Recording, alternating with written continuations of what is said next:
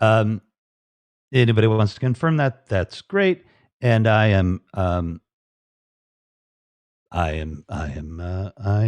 We don't have a specific interview tonight, so I called up community roundtable, Happs, tips and tricks. Those can come from all of you if you want to. I did rang badges. I missed you. Hello from Warner Robins, Tony D. Yeah, come on up, Tony D. We're if you want to give some Happs tips and tricks, we did a raise your hand feature. Hello from Washington, Kimchi, Willie Rosado. Welcome, welcome, welcome to the Community Roundtable Happs, tips, and tricks. But badges, you can come in if you want. You don't have to. I sent you an invite, but it's just going to be like not like we didn't see each other for like 7 hours or anything. So, um, yeah, woo! What a crazy day! What a crazy day somewhere down the crazy road. You know what? I wish we could play music. Damn it, Jim. I'm a doctor, not a something. If you want to come up, just raise your hand, say hello. I say, hey, invite me. Darling, if you want me to be closer to you. And if you want real singing, Serena's on right now. I thought about piping in her audio, but I don't know how to do that. Play a little Serena in the background, at least when she's singing. I think that would be a beautiful thing.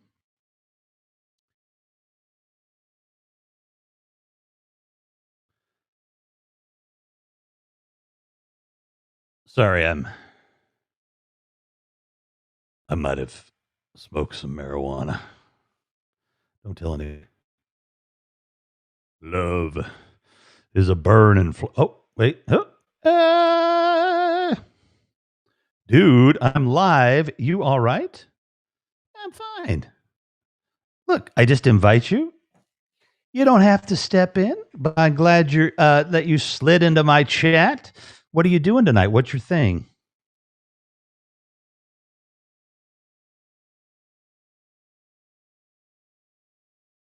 What's your show about? What are you doing? Because I'm just chilling. No guest tonight. Could be a little bit of the after show party for the past 2 days because I just had about the most fun of my life, at least in this medium, the past couple of days. Daniel Larson. Welcome, Daniel. Hello, hello, hello. Kimchi, of course. Kimchi is an active sponsor. You want to make somebody's day? Jump into their room right now. If they're live and make them a sponsor, be a sponsor. You can do it for $1 a month. I guarantee you will make somebody's day. When will Dav be on? You know what? She could be on tonight. Hang on a second. I've been so busy.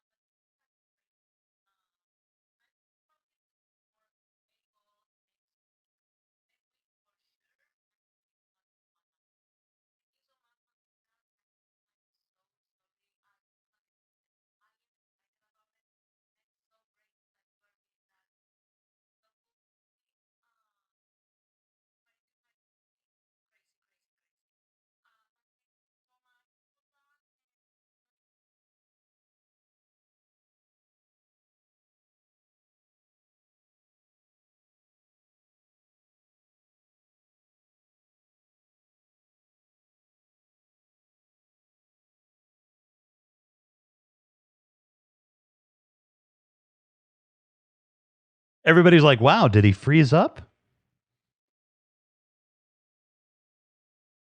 There's a bit of a delay there. Wow, there's a big delay there. Damn. I gotta refresh this thing. Let me get hold of Dav. Hold on.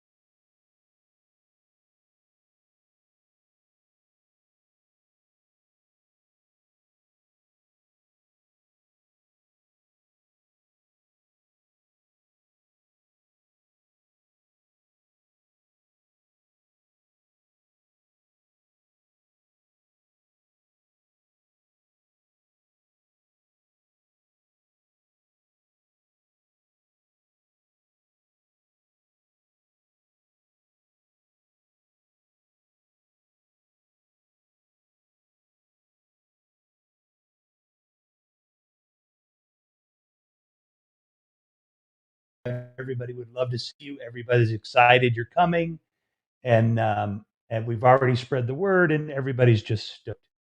So yeah.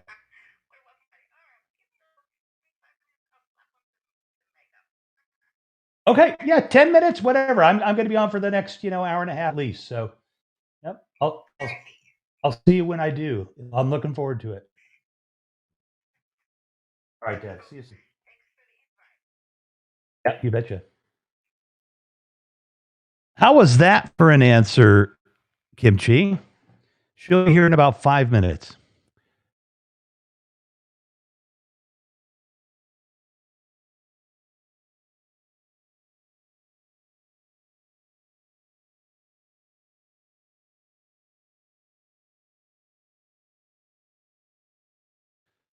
You are in for a treat, folks. I am not kidding you.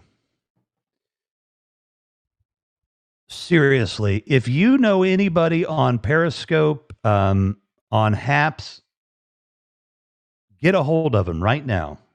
Tell them to get on my feed, broadcast, whatever. Get it out on Twitter and tell people. So you need to follow DavCat43 on Twitter, at her, and tell everybody you know that she's going to be on, because DavCat is hands down the most astute political mind I've ever had the occasion not only to know but to hear. DavCat is she's one of a kind, and she's very nice. And I am lucky that we're going to start doing a show together on Thursday nights, 10 p.m. You'll hear me saying that a lot tonight, 10 p.m. Eastern. And wow, I didn't know if she was going to come on tonight. So this is super exciting. I got to refresh the screen. I'll be right back.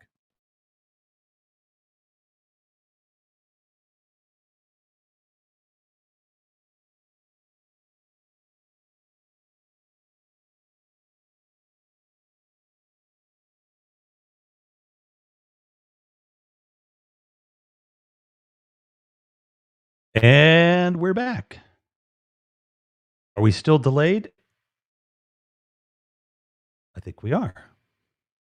That's not bad. But are you guys, is anybody out there? Is there literally anybody watching? Because I got to get the word out that DavCat is coming.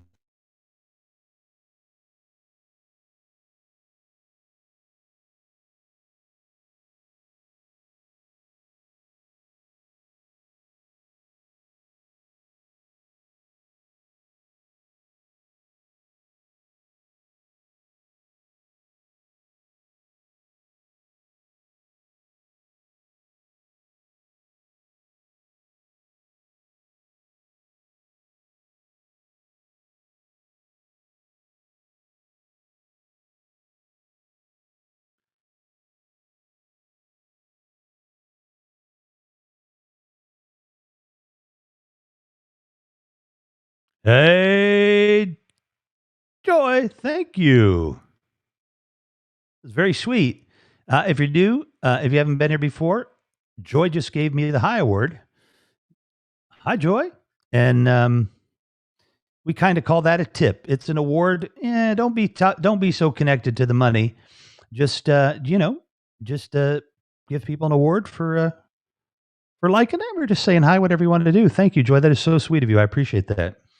You can always tip awards in anybody's feed, even after the show is over. So you can always go give some tips to people, as well as you can sponsor people that even after their show is done. So go sponsor somebody, make their day, give them $1, give them $1 a month. It's only $12 a year. And I know some of us can't stretch $12 a year. I understand. But if you can, do it. That's what I say. Do it. We have DavCat going to be joining us. Kim Weinberg is here. Joy Christine is here. Helen Wallace was here, but she's got her own show, you know. Badges was here, but I don't know where she went. And where's Ellie? Ellie. I got a ping, my friend Ellie.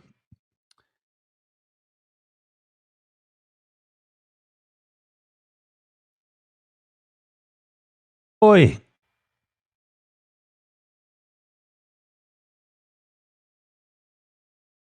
Does anybody know my Ellie? Is it Ellie H? There it is. Look at that. Woo, good thing I got half a brain.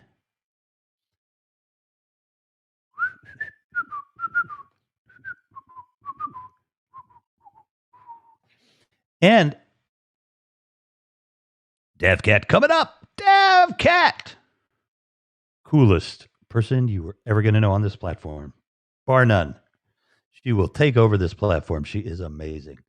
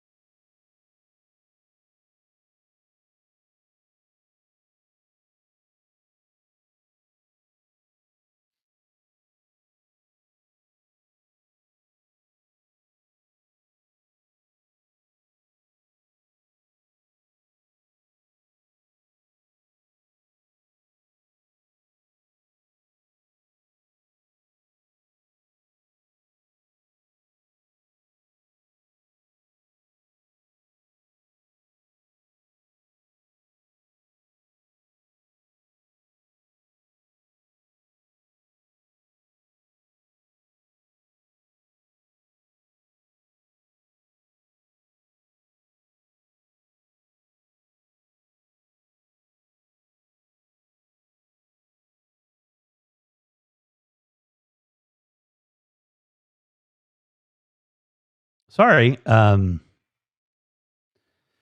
I'm being so quiet. I am trying to get things lined up for Dav Cat's appearance. So just tweeting it out here a little bit.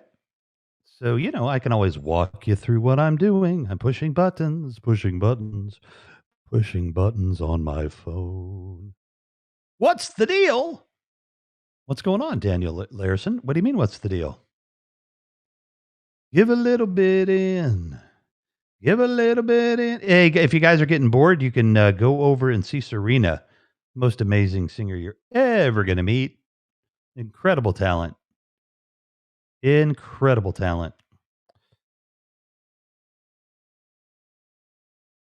Come on now. Don't do that. Oh, all right. Well, thanks for sending that report. What are my thoughts on Lion Ted? Got to be honest with you, Daniel, I don't really waste any of my brain cells thinking about him. He's an idiot. I mean, he's a traitor. So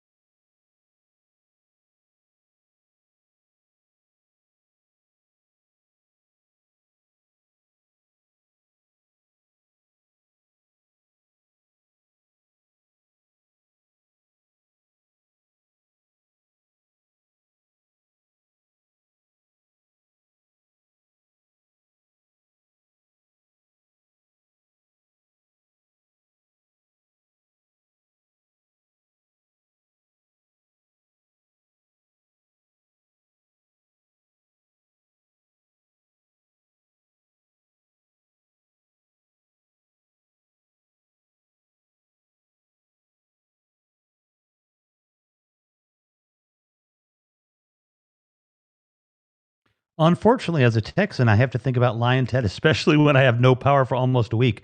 Good Lord, Joy. Did you get it back? I heard about those crazy, crazy, crazy utility bills some people were getting.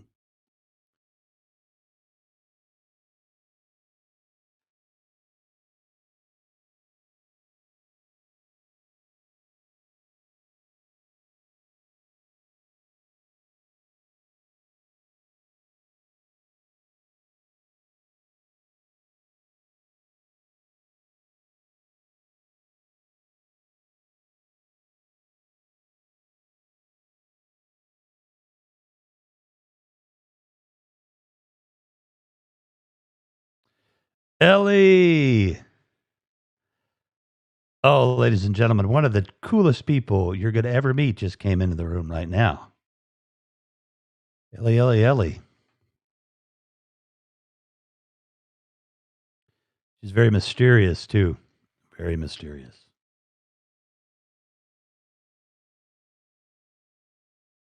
Joy Christine, while he flees to Mexico, yes.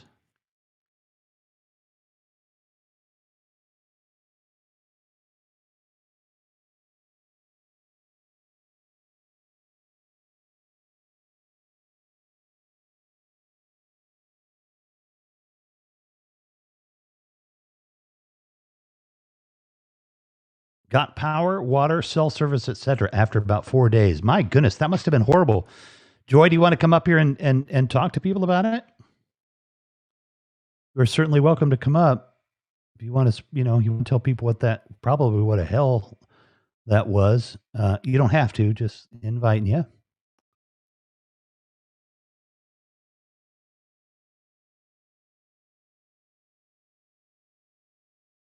Save your tears for. All right.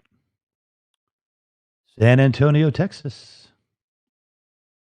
Photographer and videographer, you need to be on here. When do you broadcast? Do you broadcast on this network? Joy? If you don't, do you broadcast on this platform? If you don't, I'm right here to encourage you. I know the system well.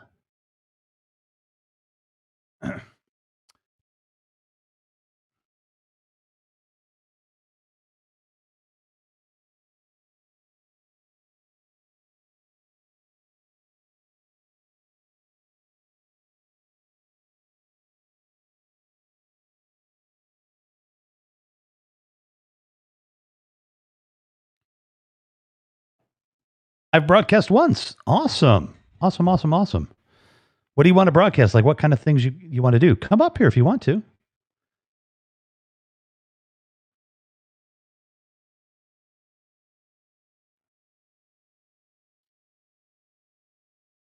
We got plenty of open space.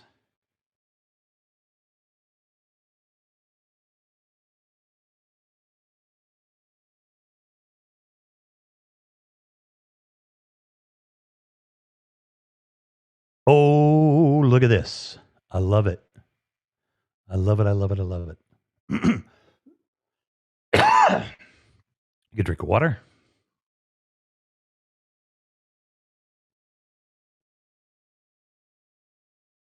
Trailers for sale or rent.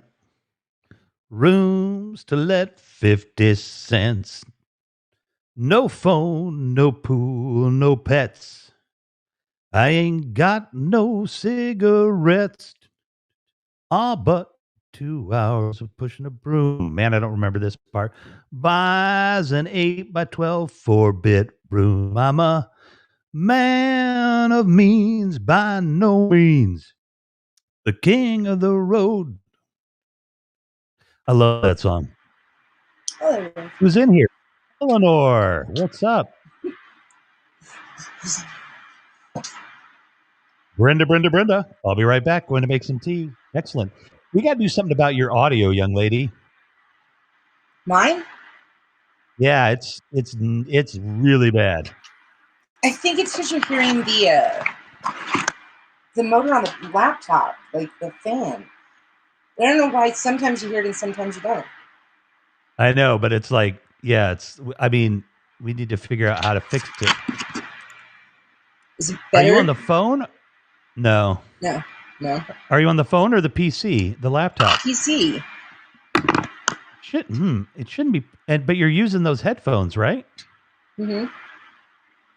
But the mic's coming through the laptop. Oh, that's why. That's why. Because the mic's on. So, do you need another set of headphones or something? I just need headphones with a mic. Okay. All right. Well, let's get those to you like this weekend because Wait, that. hold on. Oh no, those they have a mic, but they don't have a mic. Because I can't have that noise like when I'm doing the interviews. Right. It's just too much. Actually, tell me if this is better. Hold on, 1 second. Okay.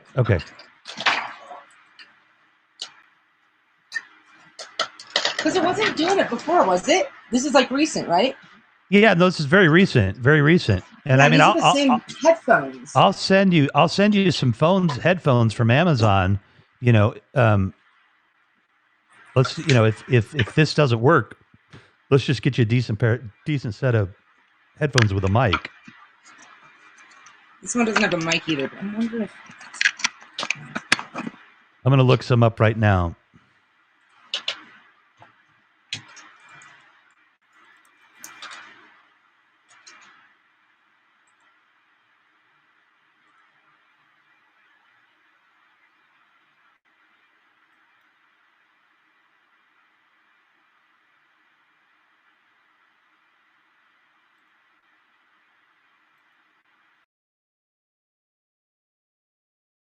Uh-oh. There she. Oh, wait. Ground control to Major Tom. Like I can be David Bowie. But I'm going to try. No, I'm not. Commencing countdown, engines on. Check ignition and may God's love be with you. Can you hear me? I'm gonna mute you. Yeah, I can hear you now. Yeah. Sound is still as bad? Yeah, sound is still as bad. Hold on a second. Leave the mic open. Let me see if I can get rid of that sound in the mixer. Hold on.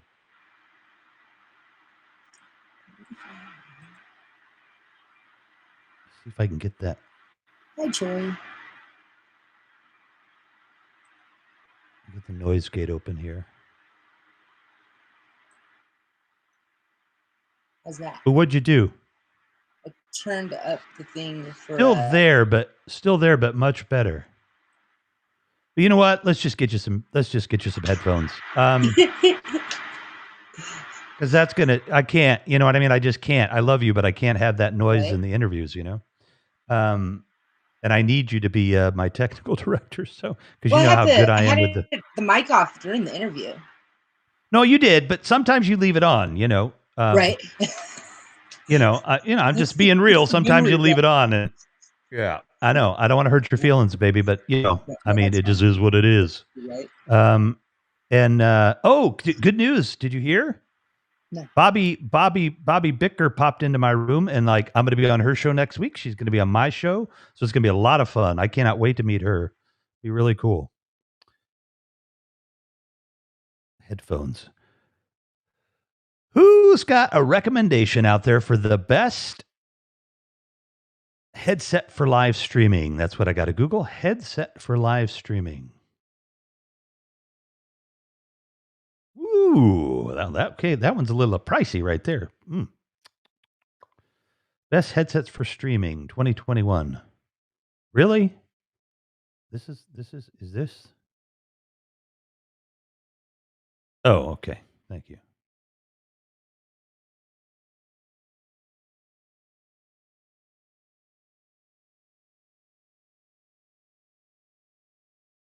How your USB and everything works, right?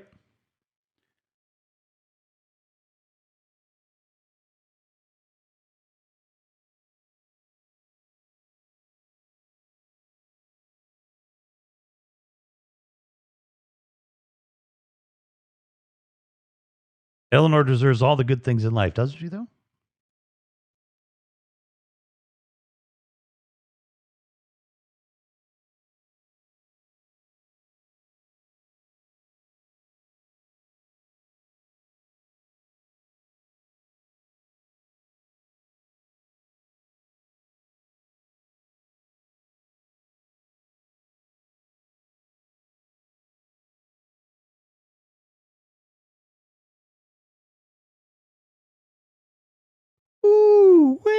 Yogi, $329. I love you, but that one ain't happening.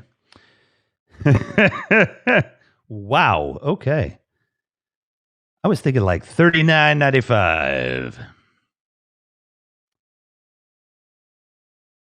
Let's see. Is that their number one? I guess that's their number one, huh? It is. Let's check that one out.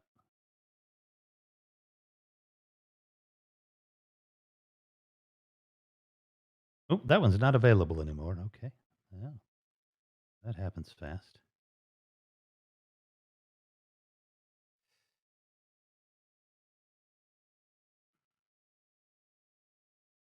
Good Lord, you'd look like the Terminator with that one on.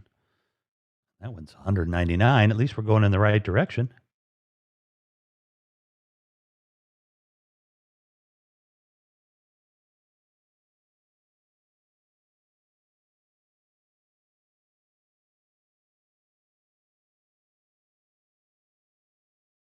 All right, ladies and gentlemen, I know I promised you a very special guest. I'm sure she will be showing up anytime.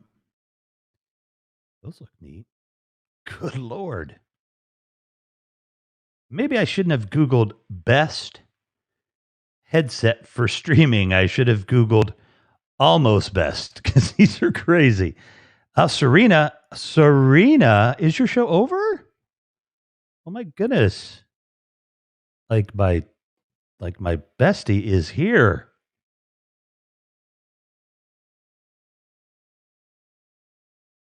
Serena, you always have an open invitation.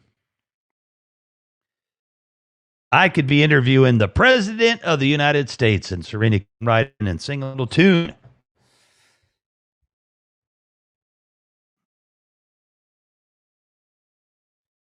And there she is. Awesomeness. Awesome sauce, as the kids would have said back in the day.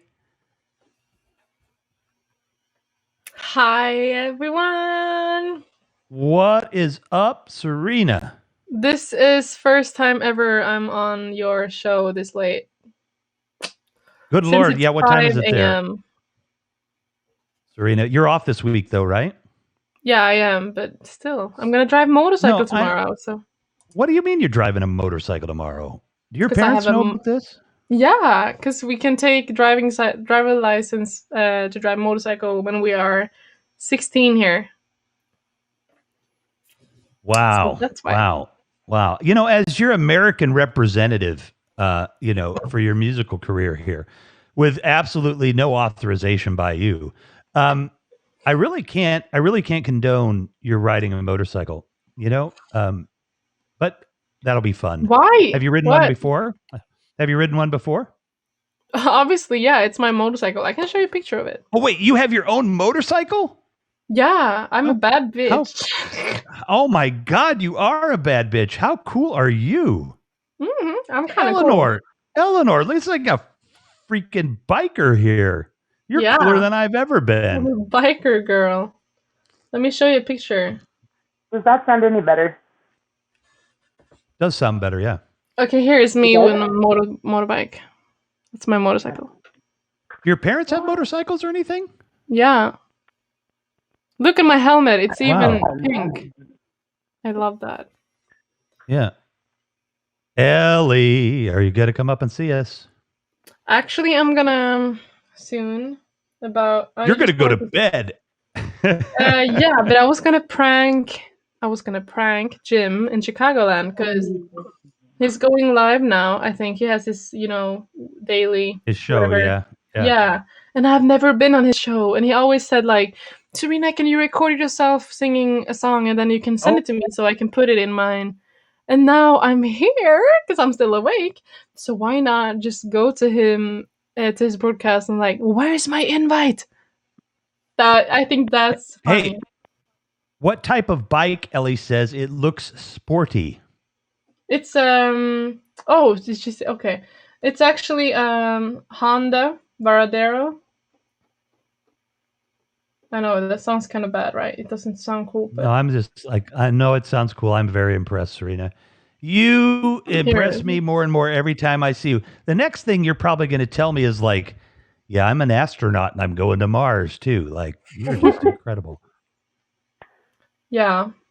You know, I actually. Yeah. Yeah. Ooh, I heard that. That's the first yeah I've heard from you since we've known each Yeah. other. Yeah. That's funny. Yeah, it is. Yeah, it's yeehaw. Yahoo! Yeehaw, yahoo. Well, that should be your thing. Yeah, Ellie, do you buy it? Uh-huh. Go ahead. No, I was gonna say if I say yeehaw, you say yahoo. Okay, let's try it. Go for it. All You right, try that's it. okay. Yeehaw, Yahoo! everyone. That's a thing. Nice. I love it. Okay, so this is what I actually want to buy. Isn't this one cool? Like, look, I Ooh, would that look so looks badass on that badass. one. And this one, look at this. Oof. Wow. Yeah, but those Well, are once too expensive to once me. you get your record contract or once you get signed, that'd be one of the first things you buy. My dream is a Honda Shadow Spirit 750. I'm gonna search it up. 750. 750. That's a big ass bike, Ellie. That's a lot of bike. Oh, we can't hear her. Spirit 750 is 750. pretty Okay, I'm serious. gonna show everyone what that looks like. Here, this is what it looks like. What the heck is that? It's a motorcycle. Stop. What kind of? That's a hot. That is gorgeous. My God, you'll have like. That's not my type, but that because I love sporty, but obviously, but I think it looks cool though. It's not like it doesn't look good. I think it should. Yeah, I don't know. I gotta get up and go. Oh, okay. That's sad. I'm waiting for him to go live so I can.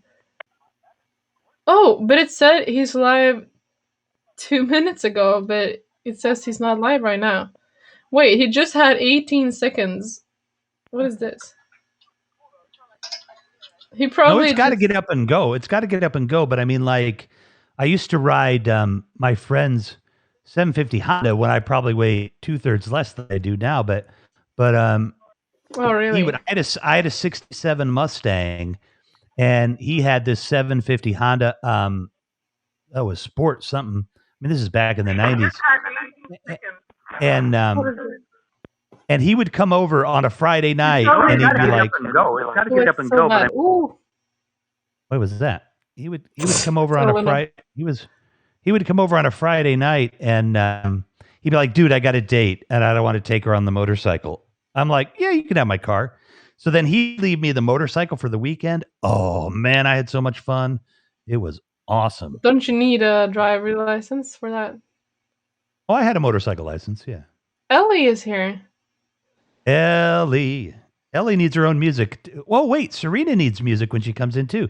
Serena, what do you want me to sing? A little sing Yahoo when I say yeehaw. Well, I know that, but you need a little theme song when you come into my room, like because it's easy. Because Let It Be, it's easy. Let It Be. I have one. I gotta show you it because you gotta hear how it sounds like. There is a song where they sing Serena. Here. Listen to this. Believe me, it's in German, but the chorus is easy.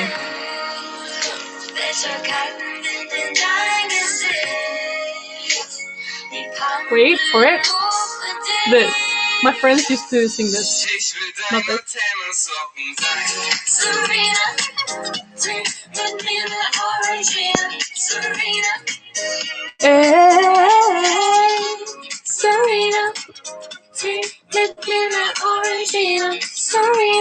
Isn't that cool? So my friends always okay, sang, it is Serena. cool, yeah, but it's Serena. But what's the line then? What are they saying? No, you can sing. So my friends they didn't know German, so they sang like this: Serena, Serena, Orangina, Serena, and I sing, hey. Isn't that funny? Serena, Orangina. Is that what you said? Serena, Orangina. Yeah, Serena. Oh, wow. He's live. I don't know. Okay. I don't know if it's in my key. All right, go. Give Jim a big surprise. Yeah, he's gonna be so surprised. But I do want his followers to come in though. Okay, I don't know. I'm just gonna check it out. Go Okay, have fun. everyone. Yeah. Um, am I I supposed to? will. Yeah. I will chat with you later. But when are you riding your motorcycle? Tomorrow at I don't know when I wake up. It's probably gonna be late. Yeah. Yeah, today. Well, just get a good rest. But I'm glad you have you've devoted yourself this week to be up so you can be on in prime time here. So good for you, because I know Good you're for always me. yeah, hell yeah, good for you, and good for you for listen. If you guys do not know Serena, seriously, where have you been? And go to Apple Music and download. She's got 2 songs on there. What songs do you have on there right No, now? I have more songs. I think Well, I I know, but have. you got 2 new songs. You got 2 new Yeah. songs. Okay. Yeah. So I have Nothing Can Bring Me Down, and I have one Bring Me called Down. Can't Stop Dancing. Yeah, Nothing Can Bring Me Down and Can't Stop Dancing. Go download those. They're like 99 cents each.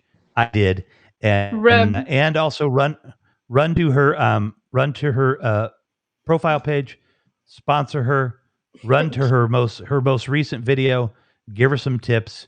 Seriously, I am literally like just proud that I was one of the first people Serena met on here, because she's an amazing talent, and I hope we keep her for a long time. But I suspect that that she's going to get some really good stuff, and we'll have to ask her to come back and see us once in a while. So go make Jim's day. I'm going to. Actually, I'm just going to tell you, in my broadcast that I just had, I actually got $68.20 US in that one. That's wow, awesome. that is awesome. That's like, yeah. I'm soon to get a new payout. Thank you so much. Hello, Vaughn says, hello, beautiful people. Yeah. Hi, Vaughn. I'm going to go to his to Jim's now and surprise him. But it was fun talking to you. Huh? Yep. I'll talk to you later. Yeah. All right, everyone. Take care. Bye. Bye. Rock me gently, rock me slowly, take it easy. Don't you know that I have never been loved like this? I can't. This is not my before, but anyway, it's fun to try to sing. You have a great voice. Thank you. When you say, it took me a while to figure that out, because some of the songs I don't know. Some of the songs I don't know, and then so many of them you're singing in a different key. That's like, But there was one, I can't remember what I was listening to. There was one that I was like, I can't remember what it was. Something about cigarettes. Something in cigarettes. Oh, I was just singing that. You mean that is a very. You did a good job on that. I was like, oh, he does have a good voice. Yeah, thank you. Thank you. The it's like I only know like the first part, and then I know the chorus, but I have to practice it in, because the rhythm, you can get it down there, but let's see. I'm terrible at rhythm. Yeah, I am too. That's why I'm not a singer, because that's why I don't try to sing professionally or anything, because I don't know. I can't start. Like, it's like, I think it starts here, but I mean, every time, even if I've memorized the lyrics, like I'm just terrible at that. So, but it's easy when you do this a cappella, because I just start it whenever I want, so. Right. Trailer for sale or rent. This is a great song though. Rooms to let, 50 cents. No phone, no pool, no pets. I ain't got no cigarettes. But 2 hours of pushing a broom. See, I don't quite know how that goes. Buys an 8x12 4-bit room. I'm a man of means, by no means the king of the road. That is Roger Miller. Just Google King of the Road and Roger Miller. That guy can sing that song. Yeah. It's just amazing. That's a great song. That's a great song. I love that song. That I first remember hearing that song in about 1978. But the tune, no, I'm wrong. Sorry. No, we were in New York. So about 1973. I don't know what year that song came out. But I was just a wee little lad, Let's see. Now I got to know when that song came out. Whoa, it was released in 1965. So I wasn't even born yet. I wasn't born until 66. So I just must have been hearing it in the 70s. Classic song, beautiful song. Thanks, Vaughn, for the Appreciate You Award. Yeah, I mean, the fact that I know Really it, appreciate that. really proves that it's a classic. It's not going anywhere. Right. I mean, you're going to be, 17 next year or something? Yeah, right. 34. 34. That's a nice age. I could do that. I could do 34. Yeah, I remember that. 20 years ago. Yeah. I think it's important, how you feel, right? You can I mean, have high numbers but feel young. Rocky the Turtle from Helensburg. Good Lord, it's Rocky from Helensburg. I love this. You are in Sweden. Rocky's in Sweden. Do you know Serena? I mean, because Sweden's not that big, right? Most of my favorite music is older than me. Yeah, same. I love that. I love that. That's beautiful. Yeah, you don't find the type of music. I mean, I get that there's still some good going on these days, but it's just so different than the classics. The classics you can't beat. Totally. Oh, look at this. Oh, wow. Ladies and gentlemen, it is like just one of my all-time favorite people in the world. And I mean, there's a bunch of you in here right now, but seriously, I have a lot of favorite people in the world, but no, I mean, it doesn't get any better than this. Davcat, like, whoa, how'd she get in the pip? Let's get this more, egalitarian here. Let's go. There you are. What's going on? Not much. Whoa. Oh, whoa.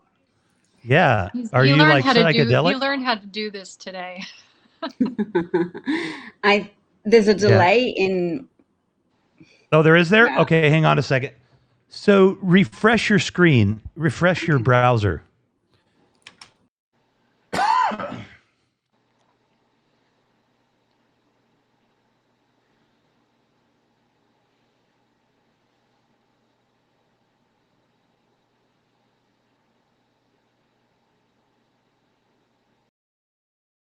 Ooh, Ellie, you're making a lot of noise, my dear. I just muted you. Can you hear me now? I can hear you perfectly. Oh my God, you were like 10,000 miles away. Can you believe that we can do this live? Isn't it crazy? It's very exciting. It is. And like, seriously, wait, were we on the phone yesterday, right? Yes. It wasn't this morning. It was yesterday. Yes. Yeah. So like, I gotta tell you that like, Kim Carolina, who is like, I think Kim Carolina is like the Duchess of Periscope, she just knows everybody. And Davcat and we go way back, in internet terms, over a year, almost 2 probably. And Kim's like, when are you going to interview Davcat? And I'm like, well, I did that. I've done that. I would love to do that again. And she said, you and Davcat should do a show together.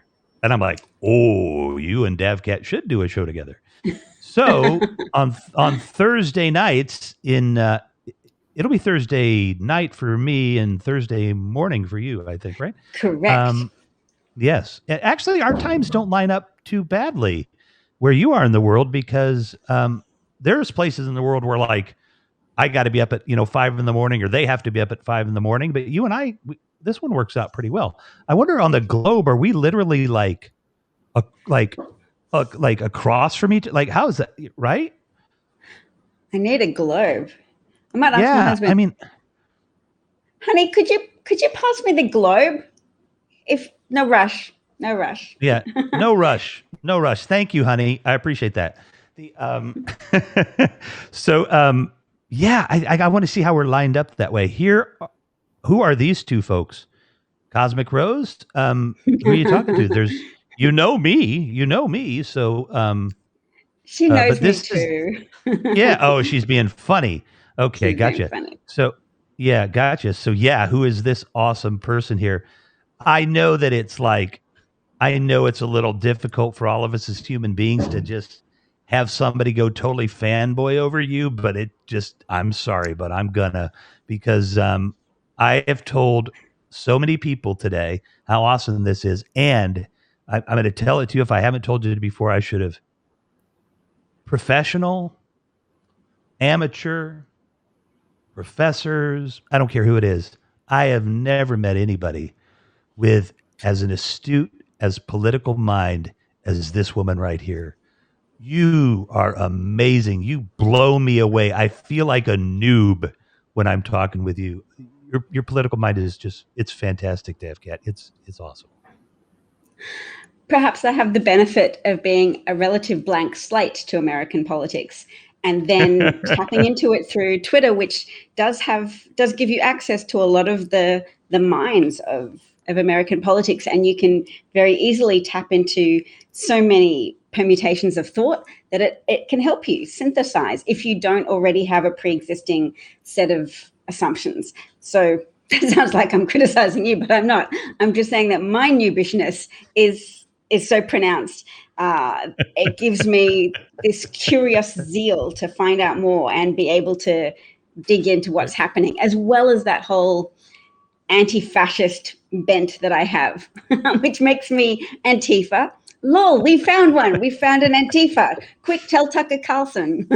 Oh, no, wait. Tucker Carlson doesn't believe that QAnon exists because they couldn't find the QAnon website. Therefore, it's another Democratic hoax, and there's no such thing, which will probably come as a big surprise to about 50% of Tucker Carlson's audience. I'm sorry, but like, it's all just Twitter. You know, she just looks at Twitter and she, you know, like, did you just hear her for like 2 minutes? Just like, I don't even know what some of those words are. I love you so much, DevCat. That you are so freaking amazing. Oh my, says Mark Goldman at DevCat. Rev has been raving about you for days. Such a pleasure to meet you, Mr. Mark Goldman. Let me formally introduce you to well, it looks like in the things here. Hold on a second. Somebody actually, wait, I got to scroll back. Ah, yes. Look at what Bob Kramer said. What did Bob Kramer say? He said Davina, right? So, can I call you Davina instead of DavCat? What do you want me to call you? You can call me Davina. Let's take this next level. I usually stick to the relative anonymity of DavCat, but there's a new administration in town, baby. Let's. All right. Well, this is awesome then, Mark and everybody. Pablo, let me introduce to you, everybody in the room, to Davina. And Davina, just welcome to Happs. This is like a soft launch on a Thursday.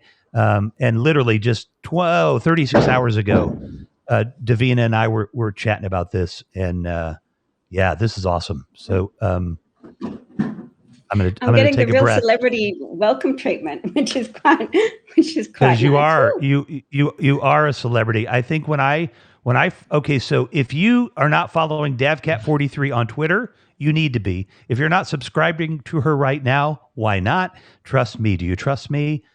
Follow Davina, and she's DavCat on here, right? DavKat.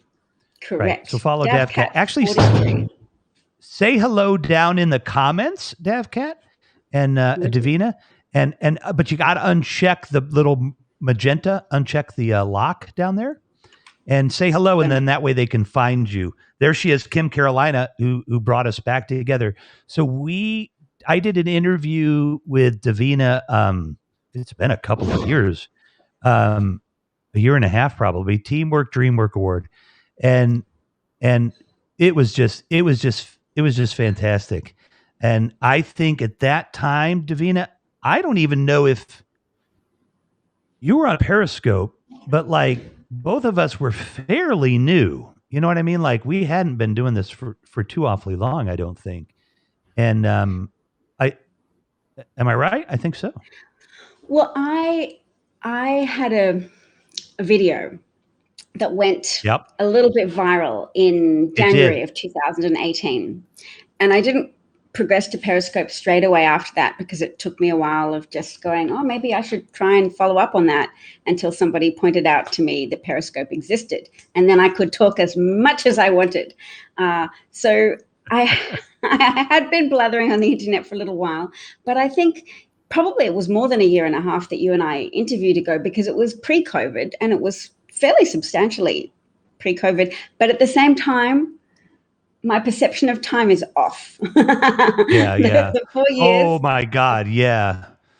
Yeah. Me too. I mean, I just want to, just forget that thing. We can't forget it though. We've touched base before. Kim reunited us, and I'm excited. Of course you are, Cosmic Rose. You can post Dav's Patreon account soon enough. You know, Davina will have, she'll get followers quick, and she'll be able to get sponsored on here. You likely don't remember me, Rev, but I was a guest on your show months ago. I sure do remember you, Sheldon Goldberg. How are you doing, buddy? How's it down there in Florida? How am I going to forget you? Sheldon. You were awesome. You guys know each other apparently. Awesome. Yep. Well, we're tight. Come on and up and say hi, Brother Sheldon. Anybody else want to come up? Just let me know, because this is a party right now. So on Thursdays, maybe we'll have to have like a party part of the program. And there's the other thing too. I would love to let people kind of, this, I'm going to sound really, insider here. It's not true, but we're going to let everybody see how the sausage is made because we need to come up with a name for our Thursday night thing. We need to kind of hash out a bit of a format, right? So, obviously we're very closely politically aligned, so we're not going to do a point counterpoint, but yeah, I think we should start to flush this out because honestly, Davina or myself could just sit here and talk for an hour and so we're going to have to kind of learn to interplay with each other and everything. It's going to be fun putting this together, but I think it'll be pretty easy. We could have segments. Yeah. So viewer participation in segment devising is probably welcomed. And could we have segments with tiny musical introductions? I've always wanted to do that. Of course we can. We can do whatever you want, Davina. That'll be fun. Do you have some ideas for the music? No, but well, I was what we hearing can do. That Rush Limbaugh enhanced his popularity by using popular music in his show, and that he co-opted music from people who were very politically opposite to him. And right. I always get very activated by unjust things happening and want to counteract them. If people used popular music for ill, can we use non-copyright segmentable? Yeah. Yeah, right. So no, that's really good. I like that because I was just thinking I don't want to have to play Republican musicians, because Rush had to play, liberal stuff. I mean, that's the good music, right? I mean, give me a conservative musician. What it would be like, that guy in Michigan. What's that wacko hunter guy? Ted Nugent. Nugent. Yeah, we're not, I'm not playing Ted Nugent. Screw that. We'll get some rights free. We'll get some rights free music. We'll put some stuff in there. That is fantastic. That'll be fun. You can do that. We can do that. Eleanor can do this on this platform, or Pablo can show me how to do it. And oh, by the way, we have, I think we can do green screen through one of the apps. So we can do a chroma key so you can get your background back. Yay. That is about as much as I know, but I am sure, poor Pablo is probably one of the busiest men in America, but I'm guessing we could get him to take a little time maybe, or recommend somebody that could walk us through it and get the best green screen. He might even have a tutorial for it. So, I may be asking too much of him, but we'll get it figured out. We'll get your green screen going.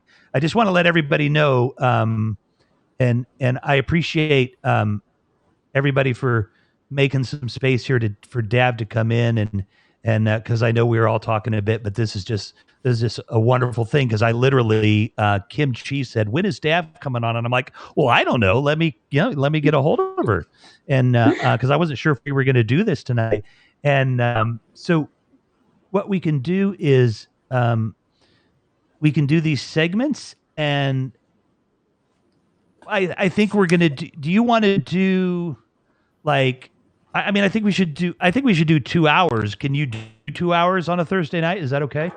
Yeah. Okay, good. And then we're gonna so Dav is a real singer. She's awesome. Wow. Ooh, all right, we'll do some duets. I was just singing King of the Road by Roger Miller, and it's just a totally perfect song for me.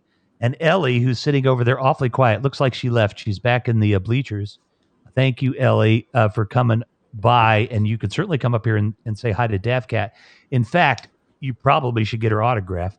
Mark Goldman gives us a brilliant award. Thank you, man. Appreciate that. So what we're going to do is we're going to do this every other week. So it'll be on, 1 week will be on my channel. The other week will be on Davina's channel. And we'll just do that back and forth until maybe, because I was seeding this with Pablo today, until we maybe get a system where the host can wink, wink, nudge, nudge, Mark Goldberg, who's out there. So the host can have a guest come on, or maybe an official guest through the scheduling system would get 50% of the tips that come in. And then if 3 guests were on the official system, they could each get 1/3 of the take, because I really don't want to get an award. And the brilliant award is beautiful, Mark. I appreciate it. But, for now, when Davinia and I are on, we're going to split everything that comes in, I think would be the way to do it. But it would be nice to be able to break that down a little bit. But I wouldn't want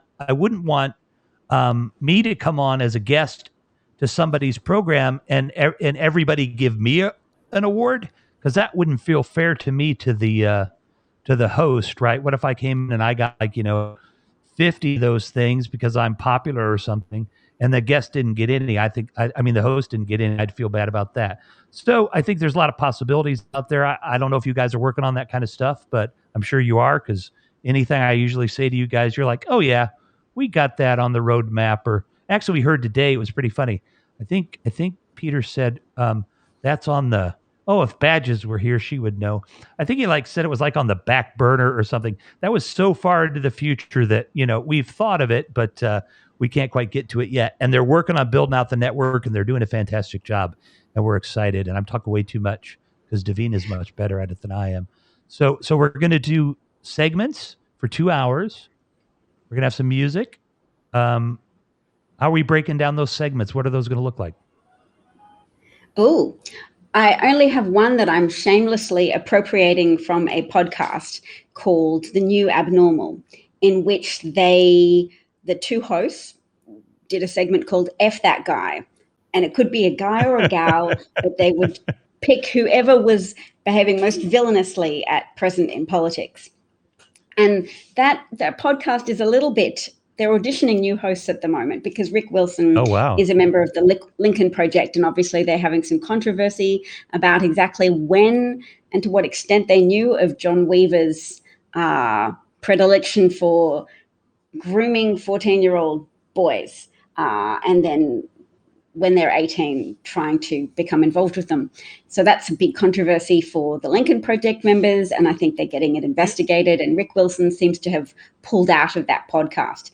So I'm stealing his segment in his absence with the idea of renaming it and going, that's fair play, isn't it? Instead of F That Guy, I believe so. We could have something else equivalent. Yeah, well, you guys out there in the bleachers, in the cheap seats, as Helen calls them. I like I don't know. We need a name for that. We need a Happs name for the folks in the chat. I know you could say in the chat, but you know what? Give your suggestions too. If anybody wants to come up and say hi, now is a good time to do it. Quite a comment lull tonight. Yeah, well, we're all good. So we got to come up with a name for that segment. So what else are we thinking about? News summary. So whatever our Okay. impression is of top stories, Right. and then like an issue breakdown where we take something historical or something.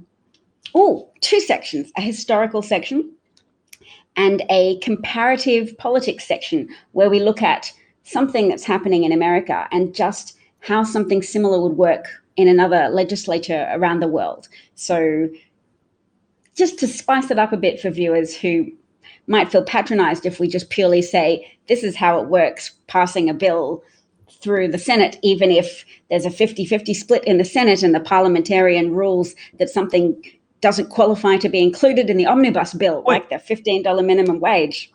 So wait a minute. Right. This is a good point for people, because first of all, you may not have heard of this.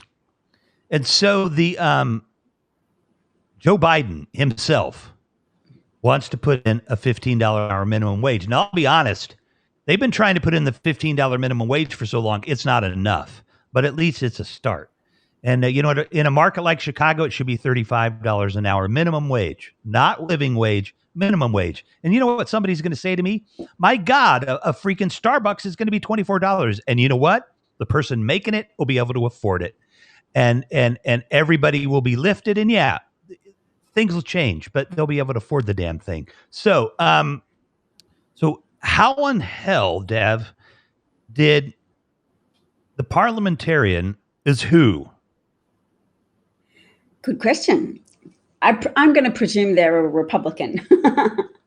I would think so. And how did that happen? Because of the 50-50 split? Because normally because the filibuster still exists, you have to have a filibuster-proof majority to pass a bill through the Senate. You can't just have a simple majority. So the Dems have a simple majority at present. Look at that pixelated screen. I'm going to go out and buy a new computer with all of my Patreon funds. I'll draw it all out and spend it. But because the Democrats are using something called reconciliation, you get to use that process to bypass the filibuster for a select few things. So they're using reconciliation to try and get this omnibus COVID bill passed so that everybody can get their $1,400 checks. Yes, and Costco is putting pressure almost on Republicans by raising their minimum wage to $16 an hour to show you that, look, businesses can embrace a decent minimum wage.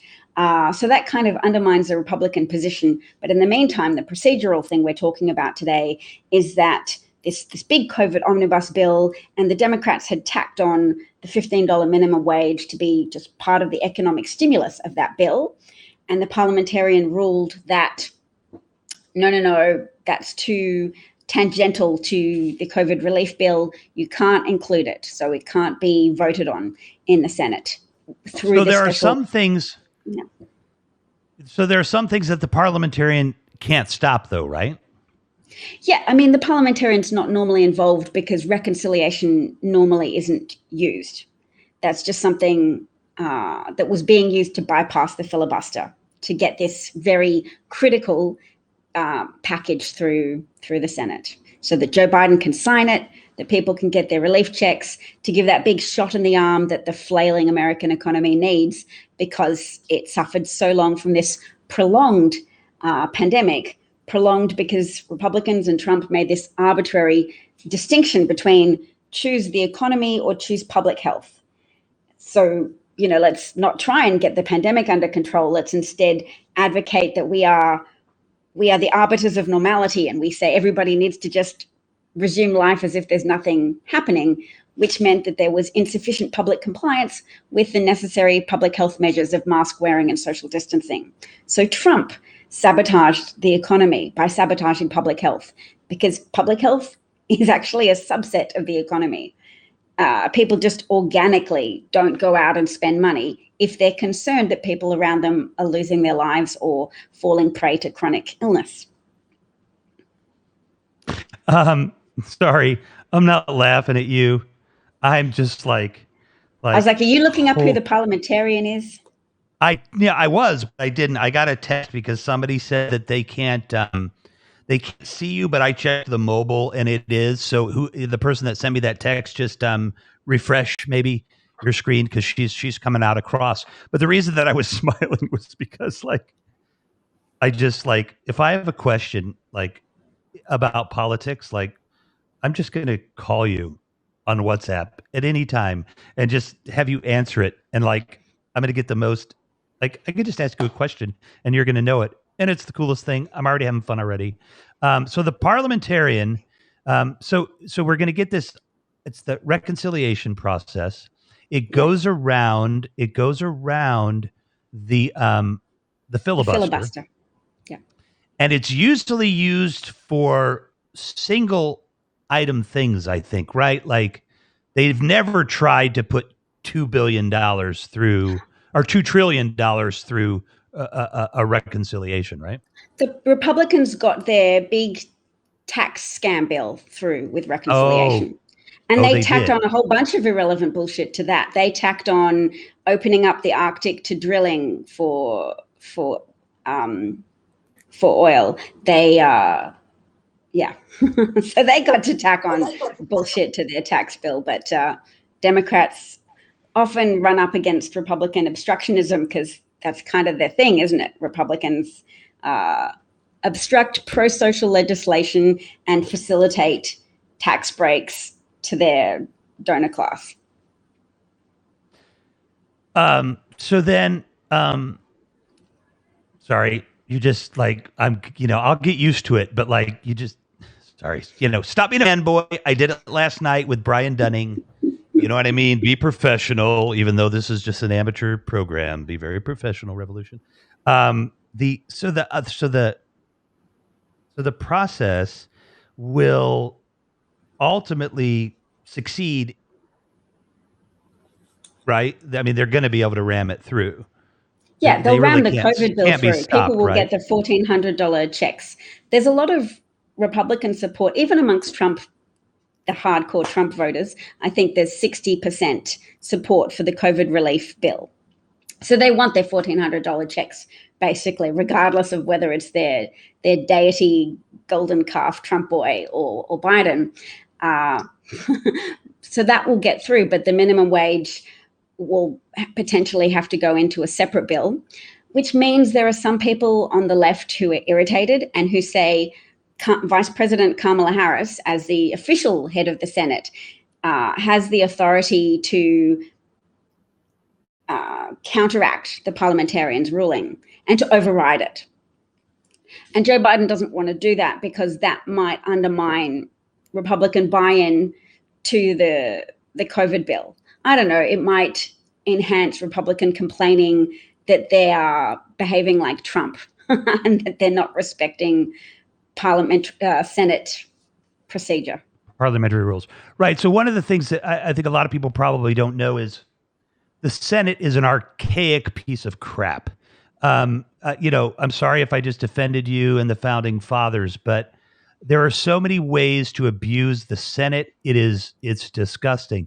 And the other thing is that right now we are being ruled by the minority because the founding fathers, they had they had an interest in making sure that, I get it, with majority rule and minority, but there are 50 states in the union and there are 100 senators. And so North Dakota with about 600,000 people, I have 600,000 people within 3 square miles of me. All right. And this is the entire state of North Dakota. They get 2 senators. Bullshit. They get to share one with South Dakota, in my opinion. And California should have 30. New York should have 24. Illinois should have 18. I'm just making these numbers up. But however you slice it, the system is broken, desperately broken. These guys didn't know we were going to have 330 million people and span the continent. They had some good ideas. I believe in their ideas, but this is a mess. So, sorry for my preaching there, but so I'll let you respond to that, but then we can get back to the reconciliation bill. So I was trying to Google who the parliamentarian is, but I hadn't found that yet. I'm so glad I'm wearing lipstick, because then when I go all pixelated, it's like, at least there's a colorful blob to focus on for my You think mouth. that's your? You think that's your computer? Yeah, I do. I think my Okay. computer is lacking the processing power to cope with Happs. Oh, the browser. Yeah, the browser uses a lot of resources, so it's a give and take, because it's a beautiful system to be able to do all this through the browser, because ultimately, they're trying to do it on the mobile. But being in beta, you're right. I have a 10-year-old MacBook, and I have to close everything. Like, it just, and right now I just got a message on my internet connection. I have a fast internet connection. I know there's not a problem there. It's my computer. So yes, I need to do that myself. I want to get an iMac here the next couple of months, hopefully. If you like this program and you want to help me get an iMac, I'm not shy. You want to buy me an iMac? I'm not shy. Hit me up in Twitter and at RevMac Live, and I'll give you my address. But you gotta show me the canceled check. Just kidding. No, seriously, whatever you want to give. Make sure you're giving some money to all of the creators on here. Make sure you're following DavCat. Go into somebody's room. I know it's horrible for, ratings, but we don't give a damn about ratings around here. But I know it's horrible for me to tell you guys to go into another room and jump into another room and give somebody some awards, make their night, surprise them, make them feel good. Go sponsor somebody that you like that probably doesn't have a lot of sponsors. Give them $1 a month, $12 a year. Seriously, most people can afford that. Not everybody can, but go make somebody's night. And yeah, so parliamentarian, does anybody out there, can they find the parliamentarian? Because it's got to be a Republican, unless, Davina, it's Joe Manchin. We got to talk about Joe Manchin. No. It's not one of the senators. I don't think it's one of the senators. Oh, well then who? But they have to be controlled by the Republicans then. That's true. There's right. They've got to have some measure of control. Now, part of the thing that I understand, because we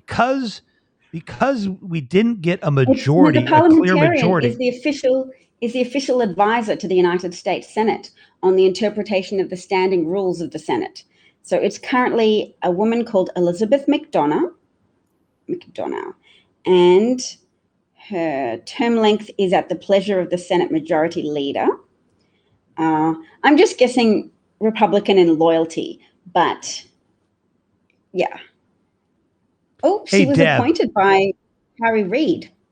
There you go. Oh, good Lord. All right, well, we're going to break that down. Dav, put your Patreon in the comment section. Cosmic Rose is having a problem. And you know what?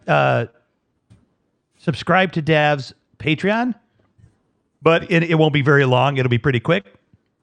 Dav will be a VIP, and then she'll be able to get sponsorships through Happs. And I'll tell Dav up front that Happs is going to take more money out than Patreon will, but Happs takes on the 30% profit that Apple gets on their good work, which Apple deserves. It's their system. So they absorb that. And, I'll tell you how it all works on the back end.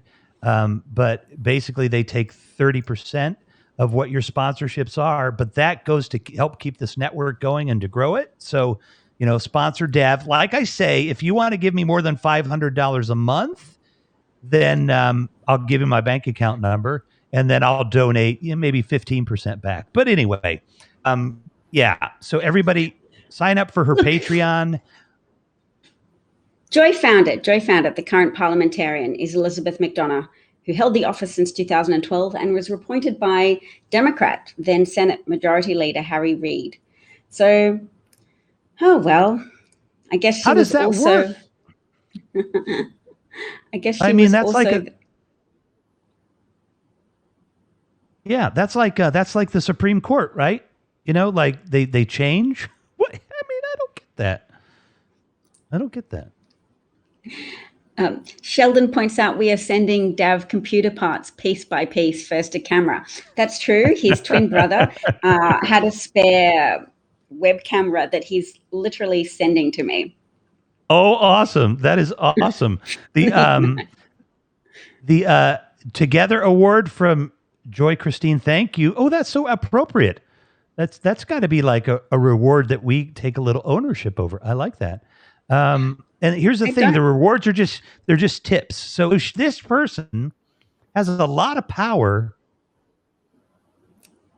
and I'm really I'm not clear as to why she wouldn't be. I guess maybe she thinks. Well, wait a minute. Let's go back to the rules of the Senate. So the rules of the Senate have nothing to do with the Constitution, right? I mean, the Constitution doesn't have a lot to say about how the Senate should be run. It just says that there's a president. In fact, Mitch McConnell and Harry Reid have no official position in the Senate as majority leaders, right? I think that's right. I think there wasn't any constitutional elaboration on the roles. It's procedure that developed over time. Right. And so the president of the Senate is technically the vice president, but they're not the most powerful person. The most powerful person in the Senate, in one sense, is the president pro tem, which is the longest serving Democrat, too. So it's crazy. Like the whole system is broken, folks. And yeah. It's disproportionate, and I've often pointed out on my own broadcast that one of those initial motivations for the disproportionate nature of the Senate, that representation is concentrated or spread out across all the states, despite the fact that population is concentrated more in some states than others, that the original motivation of that was to counteract the power of abolitionists in order to bring slave owners to the table, to say, don't worry, you will have some power. We'll have this Senate, which will be the greatest deliberative body on the earth. It'll be very long and ponderous because there'll be all this negotiation that has to happen before anything can change. So before people can legislate away your slavery industries, there'll have to be a lot of talking about it and a lot of negotiation, and you'll get to leverage things and compromise on things. So don't worry, people aren't just going to railroad your profitability. And I think that's a fundamental driver of why the Senate's constructed in the way that it is, because heavily agricultural states initially did have lower populations as well, lower populations of voters. Once they said the 3/5 rule exists, that meant that the bodies of enslaved people were counted. Not everybody, but 3 out of every 5 bodies were counted in population tallies. And those tallies then went towards calculating how many representatives were featured for each state in the House of Representatives. So the Senate didn't even need that 3/5 rule to so they add, needed it in the House. But they needed it in the House. Again, to balance out the power of the North, of the abolitionist tendencies of the North, to reassure the wealthy, powerful slave owners of the South, join us, let's have a United States, never fear, there's a lot of thumbs on the scale for your wishes. What's amazing is it's not like that anymore. It's less like that. It's less like that. I was just trying to trick. Yeah, no, right. Yeah, I mean, they don't have their thumbs on the scales now. They've dumped a concrete building on top of it and smashed it down, and they won't ever let it balance again. Cosmic Rose has said this twice, so I want to touch here. We do need to run through the chat. So the public minimum wage has nothing to do with the federal budget because federal employees are already getting paid more than that.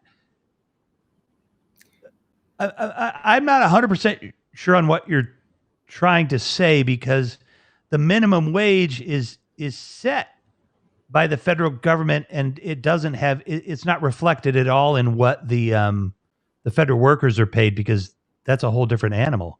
But do you know what she's saying? This is a federal budget that's governing what other people can pay their workers, Cosmic. This is not a federal budget concerning how federal employees are paid. This would influence the entire United States.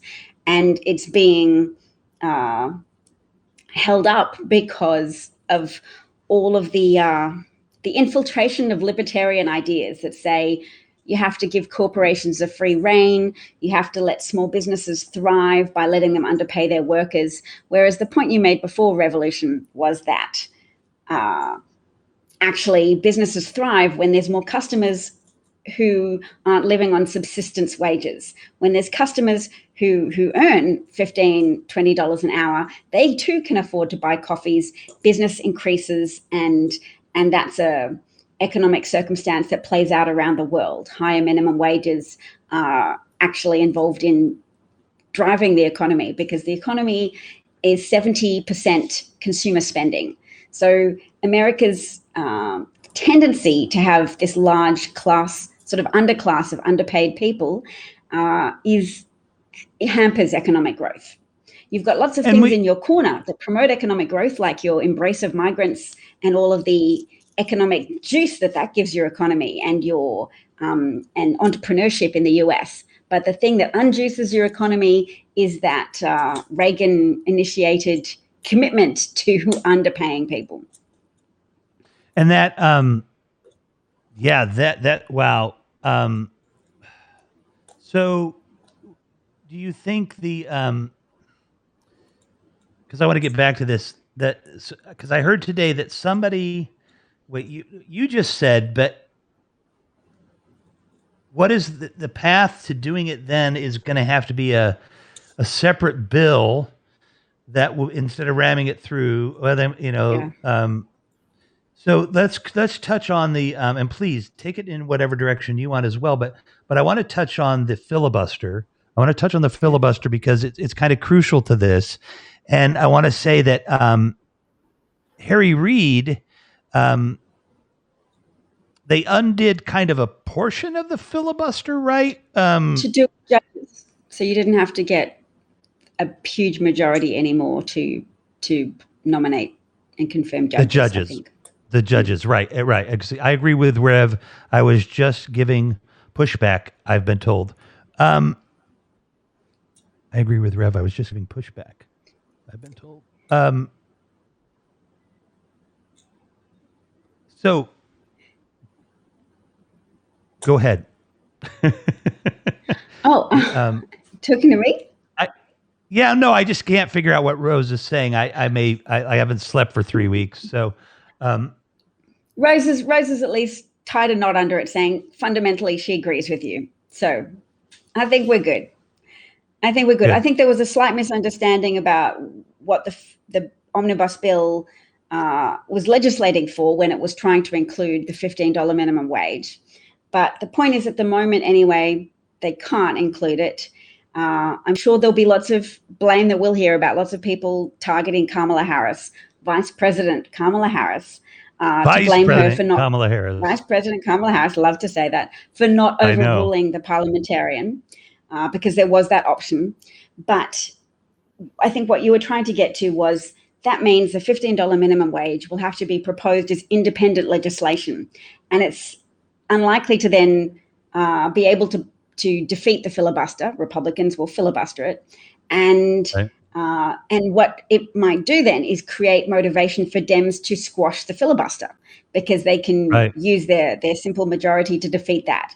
And the question is trying to get on board Manchin from West Virginia and Simino from Arizona to get on board with the desperate need to just totally kill the filibuster, because Republican obstructionism is at a level that you can't get anything done now. Right. But could we pluck crazy lady? Sorry, crazies, let's just say mixed up lady from Maine. And who else could we maybe poach? The senator in Alaska, right? Murkowski. Right. We might be able to poach those two, right? And go around Manchin. That would be possible, maybe?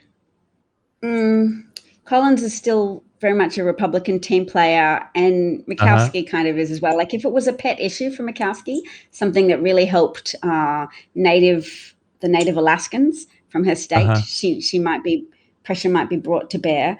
But you can defeat this.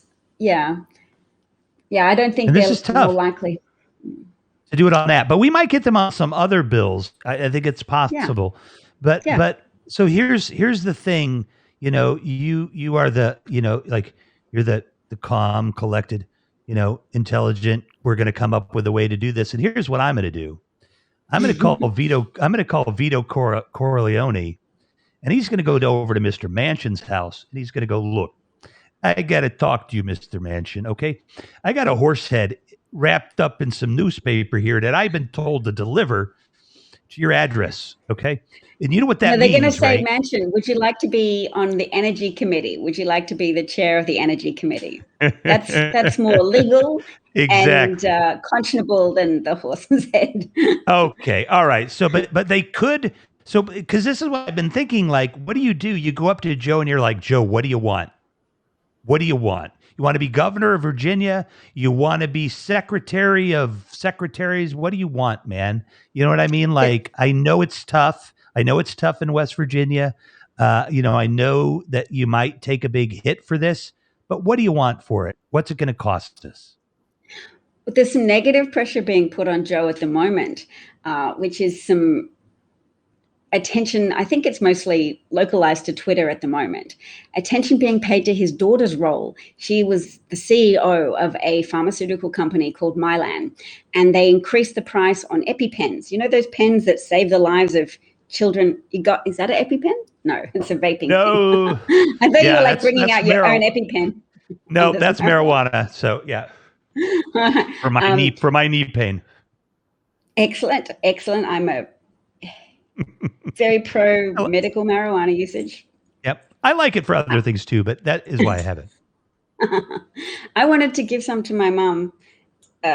She had a lot of anxiety associated with a diagnosis of terminal cancer. And they started talking about using medical marijuana for that after she died. And I was like, oh, I wish I'd campaigned for that. She would have been much more chill. And anyway. Yeah, well, love to you about your mom too. Thanks. Yeah. Thanks. Epinephrine. Yep. Epinephrine, yes. So the EpiPen, and the price increased from $100 to $600 under her tenure as the CEO. And her remuneration as CEO increased over that time from $1.6 million to $19 million.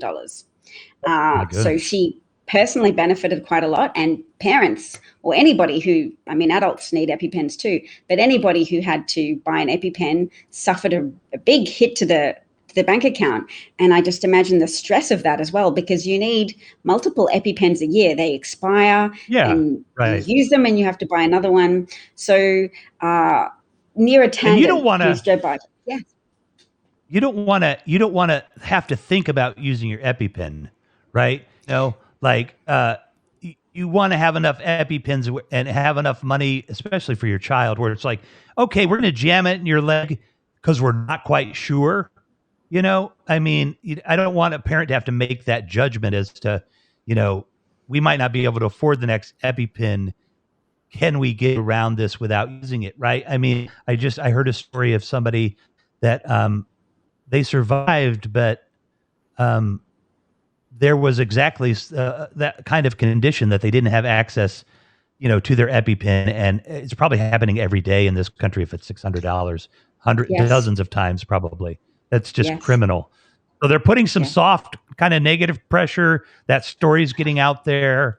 Oh, yes. So Neera Tanden made a critical comment about Joe Manchin's daughter. Didn't reference her as Joe Manchin's daughter, but just retweeted someone who'd posted a screenshot of an article pointing out that her salary had gone up by so much. And Neera Tanden said, I think it's unfortunate that people keep buying into this idea that it's just the CEOs who are responsible for growth and profits and not the workers. So she didn't even really call out the incredible injustice of the EpiPen price increase, but she still drew attention to it. So now it's becoming a story again because Joe Manchin is opposing this Democratic nomination that his party leader, that Joe Biden, put forward for Neera Tanden to head the Office of Management and Budget, the OMB. So in a way that kind of tweaks Joe Manchin a bit to go, if you keep doing things like that, if you keep putting a spoke in the wheel of Democratic nominations, we're going to keep uncovering these stories and keep bringing on this negative attention to your daughter and her $19 million salary for increasing the price of EpiPens to $600. And that's, he's probably not going to like that. So I don't know how it works on him, if that's just going to annoy him or if it's going to motivate him to reconsider some of his more obstructive Democrat in name only type moves. The don't you love American politics, everybody? Like, wow. And you know what we're also going to learn, I think, on this program is we're going to learn about politics in other places too. I think Americans, need to understand, how does let me just bring up Thailand or something. How does it work? Why is America always installed when we install a government, and we have, if it's supposed to be democracy, why is it never a democratic republic, but it's always a prime minister type route generally? And would that have been the better route for us? So we'll touch on stuff like that. I'm sure. I want to go into the comments for a second. I'm going to start actually from the most recent and crawl backwards. August, thank you for the award, man. That is awesome. If I get stung, it's Phil. Yeah, it's Phil. Or PK Bublets, if you want. He's several people in one. If I get stung by a bee, I'm a dead man. Yes, Harry is saying he needs EpiPen. Birdman is here. Caw. It's so awesome how many cross connections you and I have with people. I love this. It's fantastic. We have that would be terrifying for anyone needing an EpiPen. I have the need for an EpiPen, and I have to pass on it due to the unreal cost of it. Jesus. That sucks, Harry. That sucks. This is where it is. An EpiPen probably costs, and I'm an anti-capitalist, you know what I mean? Like, just so, fuck capitalism. But it is the field that we play in. And I bet an EpiPen probably costs about 15 to 75 cents to produce. They've been making it a long time. There's the cost of making that EpiPen, of coming up with it, has long been paid. They're running purely on profit right now. They don't have to advertise the damn thing. It probably costs them nothing, and they're making a bundle, and that's just wrong. It's just wrong. So, yeah, I'm going to scroll through here. Go ahead and comment. I'm going to look for some stuff. I was going to say, well, that's the angle where we can do the point counterpoint. You can be the more heavy duty anti-capitalist, and I'll be the more conditional. I like regulated capitalism, and I want things to work. So that's where we've got our dialectical tension. That's awesome. That's awesome. Yeah. Because, perfect. Good. This just gets better and better. And the stock market is not an indicator of the actual economy. Correct. Joy gets the prize for that one. The first but not the last. Yeah, that's a problem if I wait on these comments. I sometimes get time together. There's so much work to do, and Biden's approach is focused and forceful. He will accomplish his goals despite Republicans' blockage. I like that, Sheldon. We need a few more Republicans to come around Romney. All right, so my gosh, we're going to be able to get so far into the weeds and stuff. This is going to be this is amazing. So we need a few more Republicans to come around. Romney's one. So what do you think, Dev, it's going to take for the Republicans to dispose of Trump?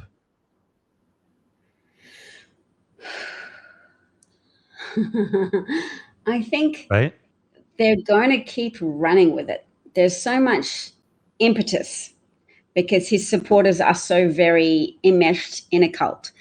And it's very much always a tool of fascism to deride the media so much that people who are attracted to the cult leader begin to be completely cut off from valid sources of news. So I heard that with Fox audience numbers, there were high numbers on the days that Republicans were participating in the hearings of the impeachment, that the pro-Trump case was being made, the defense. And then when they showed the House management case of why Trump was guilty of incitement of insurrection and violence, the viewership numbers on Fox fell right down. So that's not, I often blame Fox for poisoning of a large subset of the American population's minds. But this was the interplay on their part. Their audience was turning off to avoid hearing about Trump's culpability. Hitler used to say Jugendpresse, meaning the lying press. Trump said fake news. They both had their angles to detach themselves from accountability and to promote this cult bubble of self-perpetuating disinformation. And Republicans understand that that's powerful. So even though it's fragmenting their party, they're still making that gamble that the more substantial fragment is the pro-Trump fragment. And the Liz Cheney, Adam Kinzinger, more honest Republican component, Romney, etc., the people that voted to impeach Trump because he was clearly guilty, that they are more of an impotent segment of the Republican Party. But at least they're fracturing. So I'll finish a sentence that I meant to finish before, where I said, oh, Republicans are so obstructive, nothing can get done. And I meant to say, unless people persevere and unless Democrats muster the political will to defeat the filibuster, which I think they can do. I'm hearing a lot of pundits who used to be against the filibuster, conservative pundits, who are now saying, clearly, Republicans are proving it every day that the filibuster has to be defeated in order to get anything done for the United States. So the filibuster, for me, needs to go. No question about it. But of course, that's predicated on it better damn well keep the Democrats in office for quite a while, because we got a lot to fix. And even a 4-year term isn't a lot of time. We've got the 2020, what are these going to be, the 2022 primary? Well, yeah, I mean, yeah, 2022 midterms. Yeah, 2022 midterms. So, I mean, that's already on us, right? I mean, it just, stuff's going to creep on us really fast. And so we got to make sure we maintain control of the House and maybe grab control of the Senate. I know I haven't looked at who's up this time, so I don't know exactly. I don't know if if you've looked at that yet, but we should definitely look at that and see what we start to think the odds are of grabbing complete control of the Senate. But that'd be good. I don't it'd be know. awesome. Well, I've seen graphs, but I haven't memorized it. Yeah. That would be good to look at, because I think that it's just you and I and an audience of some people, but I think people need to be talking about this thing around fascism and how close we came, and how the issue hasn't gone away. So, and in fact, we all know what happened with Hitler, right? He got slapped on the wrist, and 10 years later, he was back and badder than ever. Yes, he was, and history does tend to like to F with us. So the filibuster, but it scares me because, if the Republicans can grab power, they can do a lot of damage with that. But we've got too many things. We can't risk it. We have to do something with the Supreme Court. And I personally think we should just impeach all of the Republican justices instead of expanding the court. And, anybody that Trump put in there, just impeach them and get rid of them and fill those slots versus packing the court. But again, we have no choice. We have to undo that Supreme Court. It's just in an untenable position. I mean, so what do you think? President Biden has started a working committee to look into adding to the Supreme Court, which will be great. Great. And that reminds me, I think Sheldon raised earlier, or someone did in the comments section, that we need to fix the Senate. We need DC statehood and Puerto Rico statehood, and that will fix it. It will. So we got to get rid of the filibuster to get DC and Puerto Rican statehood, right? Yeah. So, but we got to get the Puerto Ricans to do it too, because it's always about 50-50, I think. With it's always the group that doesn't want to become American citizens is winning these things every time, right? Well, circumstances might have changed for them now that Trump's gone, and they might realize that Trump was, and Republicans are obstructive to fair amounts of federal aid being sent to help them when there are natural disasters. And we've got climate change, so there's more weather disasters on the horizon for everyone. Right. And I know Sheldon's nobody's going to agree with my position, but as long as they get more people on there, that's totally fine. So Puerto Rican, so people kind of understand, what's going on here. When we kind of get the inside baseball thing going here. So what's going to happen is you're going to bring in 4 senators from primarily Democratic. DC is all Democrats. I mean, like Republicans, they don't even stop at stoplights. They just drive right through. And DC is filled with Democrats. And in Puerto Rico's close enough. You get at least 3 senators out of the deal. And that's absolute control of the Senate at that point. So have you heard anything on the radar about, you just said there's a committee being formed for the Supreme Court. Have you heard anything about DC statehood and the filibuster? And, what's the chatter? I just hear chatter of people saying that the impeachment trial for Trump really highlighted the need for DC statehood because they couldn't control their own National Guard, their own state National Guard, and there were just lots of things that couldn't be done to prepare against the insurrectionists because they didn't have that level of authority over their own state. And there wasn't the infrastructure they were dependent on the pleasure of the president. And when you have a bad faith actor president such as Trump, clearly he was prepared to allow those in DC to be in considerable danger. So a lot of the discussion on, look how so many police officers were injured. Look at the number of police officers who died either directly or from suicide just because of the distressing nature of that day's events. Look at how much danger legislators were in. That all enhances the debate. It enhances the motivation for people insisting on DC statehood. So I'm taking that as a plus in the plus column.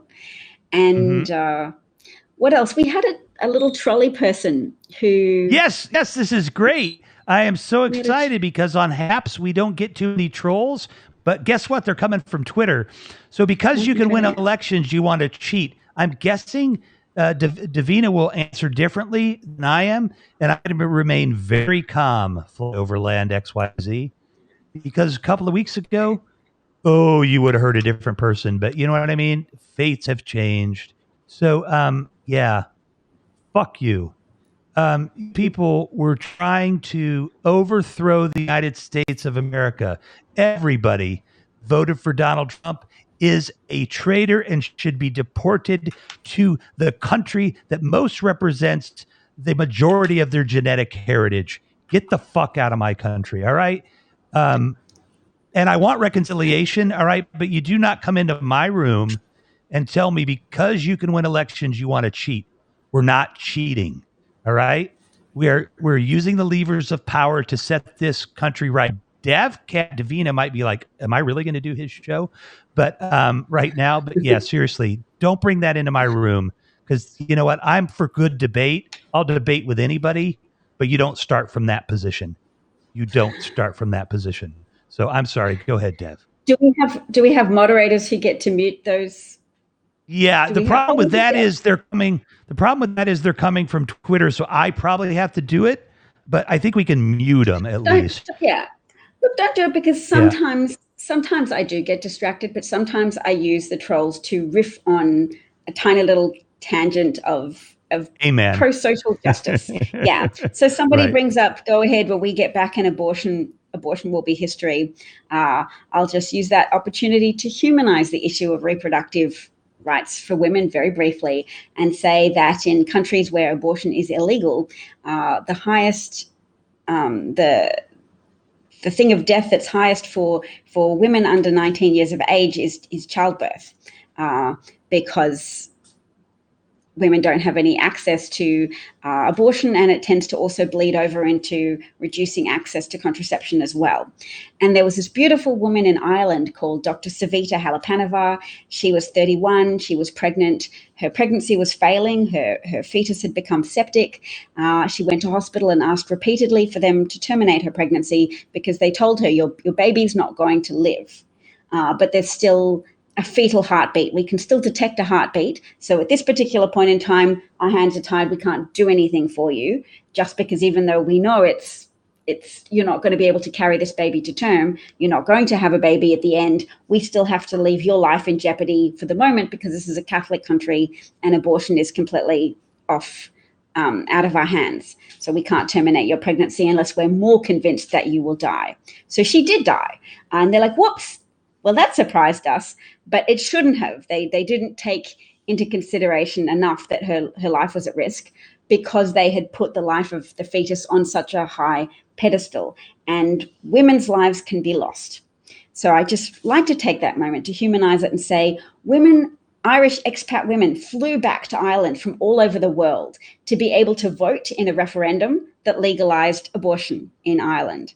And they drew murals of this beautiful Irish Indian woman, gorgeous face, because she was never able to have any future children. She wasn't able to hold her life because of that legal imperative imposed on doctors to not even consider abortion as a medical technique to save the life of a woman unless they were, 100% convinced she was at death's door. So they put her life at risk, and she died as a consequence of that mulish commitment to oppressing women that a lot of men do still get very excited about, and a lot of conservative women still buy into as well, because transactionally they're like, if we accept oppression, then we get what we think we want.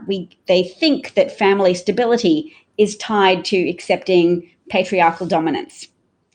So I'm trying to unhitch that conflation for them and say, you can still have loving families and stable families and enduring relationships, even without having to say, my husband rules over me and God rules over government and government legislates what can happen in my uterus.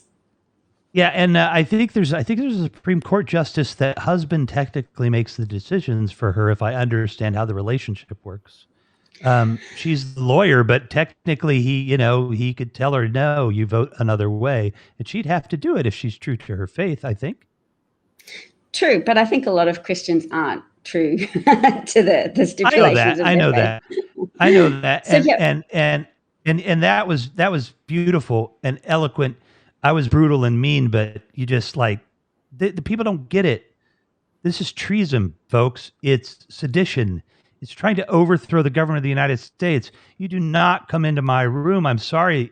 This is all about, we'll get to the reconciliation. We'll get to the truth and the reconciliation at some point. But I mean, it's got to get through people's heads that we're not going to go back to those. We're not going to debate on those terms. You're going to have to come over to, to the sane side a little bit. So, you know what? That's about the only thing I'll get angry on is when you come in here and you spout support for the one of the worst human beings in the history of humanity is alive right now. Okay. He's not Pol Pot. He's not Hitler. He's not Stalin, but you know what? He's very bad. And he's been very instrumental in the death of a lot of people and the suffering of a lot of people. Probably 450,000 people at a minimum. Yeah.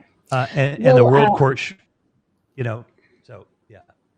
Oh no, the world court he should be tried at the Hague, etc. He should be tried at the Hague for the Hague. Is that how it's said? I love that. No, the Hague. The Hague. Okay. No, but always correct me when we do this in pro-forced. Trolls want to upset you. No, I know, Rose. And what I generally do with trolls is I just don't talk to them and they go away. I don't want people to mute trolls. And apologies to anybody that might have been offended by my forcefulness there, but I want people to understand the impact of this is that they tried, again, I'm going to say it again. They tried to overthrow the government of the United States of America. I am a pacifist until you punch me in the face. So, what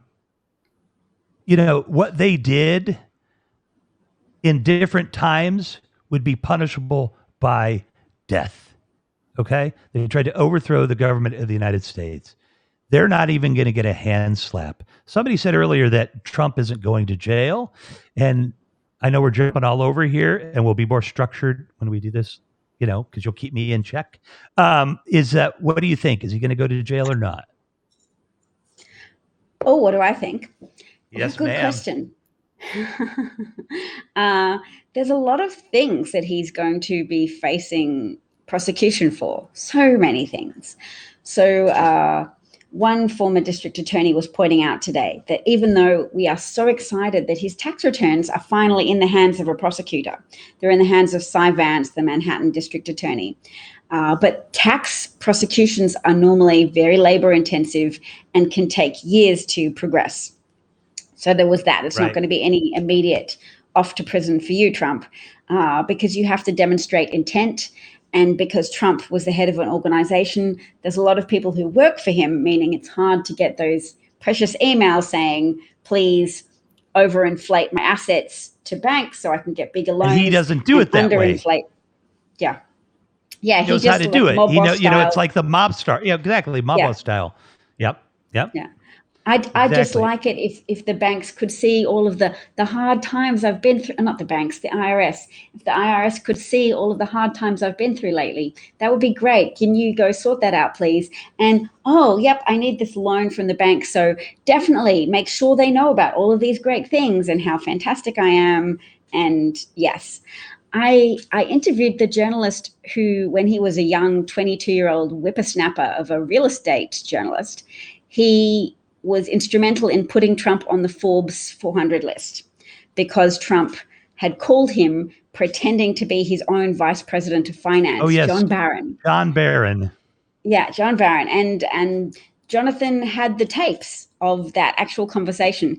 And it took until 2016 for him to realize that that was Trump. When the news became more in circulation that Trump had a habit of pretending to be other people and calling journalists and boasting about his sexual exploits or his company's profit margins, etc., using fake personas. And he went, I think maybe I still have those tapes of that interview, went back and listened to it and was like, how did I not realize that this was Trump all along? But he did it. He thought he was being all tough and pushing back a bit and going, oh, well, you sure about this asset? But he did put Trump on the Forbes 400 list, and Trump's then used that to leverage scrutiny from banks. So when banks say, okay, show us the documentation of your assets, he's like, you don't need to see that. Just look at the fact I'm on the Forbes 400 list. Clearly, I'm massively in the black. You don't need to see the documents. So he leveraged his ability to hoodwink one journalist into an ability to hoodwink banks and get all of these bank millions and millions of dollars to play with, because he's a player. He's a gambler who's good at marketing himself as successful, but in real terms is very successful at burning through other people's money with gay abandon. Hey, yeah. I can't give that a hallelujah because of the content, but hallelujah for the presentation. They're so here's, you can give it a hallelujah for truth. Yes. Hallelujah. And so I was very upset when he wasn't hauled in Frog March on day one, or day two or day three or however many days it is. But I think at the point of sedition, it has to be Merrick Garland. Before the sedition, I would have wanted it to be the state. That's fine. Somebody put him in jail. But I want to talk a little bit about that, and then a little bit about something that I find very interesting is, what do you do with Trump? You can't put him in Gen Pop. I don't even think you could. I think you have to build like a Hannibal Lecter facility for him or you put him in house arrest somewhere. I don't know how you imprison a former president of the United States. I mean, he's a scumbag, but I was worried about setting precedent before, but you've got to treat him with dignity, because they will arrest a Democrat at some point and do the same thing. So, I mean, you got to kind of set the terms for it. And I've really wondered, like, how can we even imprison him? He can't go to a regular prison. He can't go to a state prison. He's got to go to an island or something, where he's got a golf course, and he's never allowed to leave. He's never allowed any inbound or outbound messages. There's no visitors. Anyway. We have a little bit of a preview of Trump being in prison, in that he's off Twitter. That's very like true. A shackle on Trump's ability to Trump himself into the public discourse. So it kind of feels a little bit like he's in prison, but it won't today, because today is the day he speaks at CPAC. How do you say it? The conservative crap. I always want to call it crap when I see those letters. So he gets to speak. They're in trouble. I think CPAC's in trouble. Yeah, there's something going on with him. Yeah, I can't remember exactly what it was, but I mean, just in terms of money and stuff and COVID and stuff like that. Garland is an amazing choice for Attorney General. He sure is. They forced Carter to sell his peanut farm, for gosh sakes, right, Charlie? And you remember Billy Beer, Charlie? Do you remember that? Well, can't act against him as president. You can't, and you can't after. Where's the justice? See, that's the thing, Charles. There will never be justice for these atrocities. I mean, we're just going to have to live with that. Though, even if it was the ultimate justice, it's not going to happen. 450,000 Americans have died needlessly. I want the man in jail for the rest of his life, but at the end of the day, it really doesn't matter to me, because it's a disgrace. We have 75 million Americans that find no problem with it. And we have a truly serious crisis in this country that we are still within moments away of. We were within moments away of becoming a fascist state, full bore, with a guy like Stephen Miller pulling the strings. An absolutely that's a good term, horrible human being. Full blown, because I was already describing it as having lots of elements of a fascist state. The fact that the state was working to separate children from parents, to weaponize people's cruelty, the disdain towards migrants that arises out of this. It's a bit libertarian. It's a bit heavy duty radical environmentalist, and I'm an environmentalist in that we can't live without a functioning planet where an environment with an environment and a livable atmosphere. We can't just say, oh, temperatures fluctuated in the past. Human habitation or human existence has existed within a narrow temperature range that we need for agriculture to flourish, for people to be able to eat, and have weather conditions that allow us to have structures that stay up and don't get blown away by hurricanes or flooded, etc. Like we need to contain temperature increase, and we need to sustain biodiversity so we still have functional food webs. But radical environmentalism that perceives the cure for environmental problems to be sabotaging the population, to either not just halt population growth, but these are people who actively long for mass death. And those people were in government under Trump, and they got to pursue pandemicide. And that's a term that's getting some currency at the moment. I'm going to tell our listeners that there's this article in Foreign Policy. So if you Google Foreign Policy, and the author is Laurie Garrett, Garrett, A lot of people are sharing it on Twitter. Check it out. You can see some of it without subscribing, and it just blasts Trump and the Trump administration. So I would like to put a call out there to anybody watching the replay or anybody in the audience right now. I think that's a nice, respectful name to use, audience. Anybody that's out there, would be great if during the course of the show we could have one or two people that that will tweet out, bits here. I'm not a fast typer. Eleanor probably could help on this too, but tweet out some of this stuff because my goal in being so privileged to have have Davina here is to inform as many people as we possibly can. I'm getting schooled right now, so to inform as many people as we possibly can of what's going on, because this is a full-blown crisis. It's not over, and we need to spread this message, far and wide. So pandemicide. Thank you, DevCat. Tell us a little bit about what that might mean if people don't quite get what that's about. Well, it's a descriptive term to refer to those who, through negligence or active sabotage of public policy, create conditions leading to mass death and mass infection.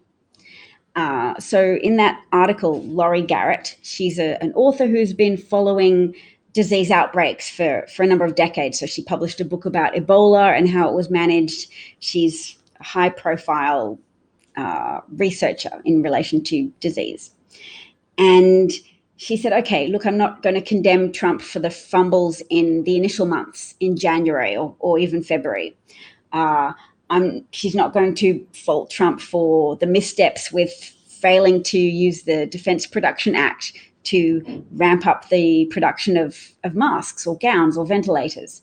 She reserves her ire for what Trump did in the lead up to the election, which was focus all of his energy on deceiving the public about the pandemic so that they could focus on his re-election, to maximize his chances of defeating Joe Biden by lying to people about the extent of the pandemic and the strategies needed to overcome it. So he held mass super spreader events and he promoted non-compliance with public safety measures such as mask wearing.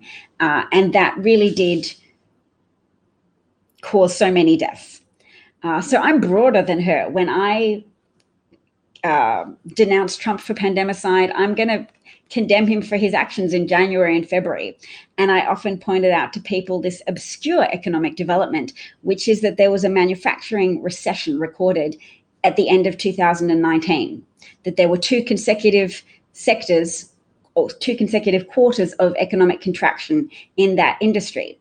There was less manufactured goods. It was a byproduct of Trump's tariff wars. So because Trump always pretended, it was a very big lie. He always pretended that the people who paid tariffs were Chinese businesses. And China was paying his tariffs. So they were giving him money to spend on the American people.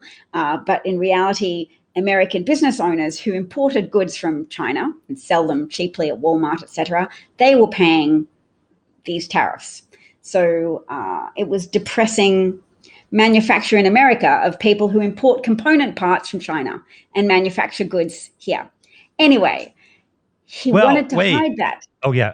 Go ahead. Yeah. Trump wanted, back to Trump and his culpability here, he wanted to hide the manufacturing recession because his voters in Pennsylvania and Wisconsin and Michigan are disproportionately employed in the manufacturing industry. And it was starting to bleed over into adjacent industries as well, transport and storage, because you transport manufactured goods and you store them, etc.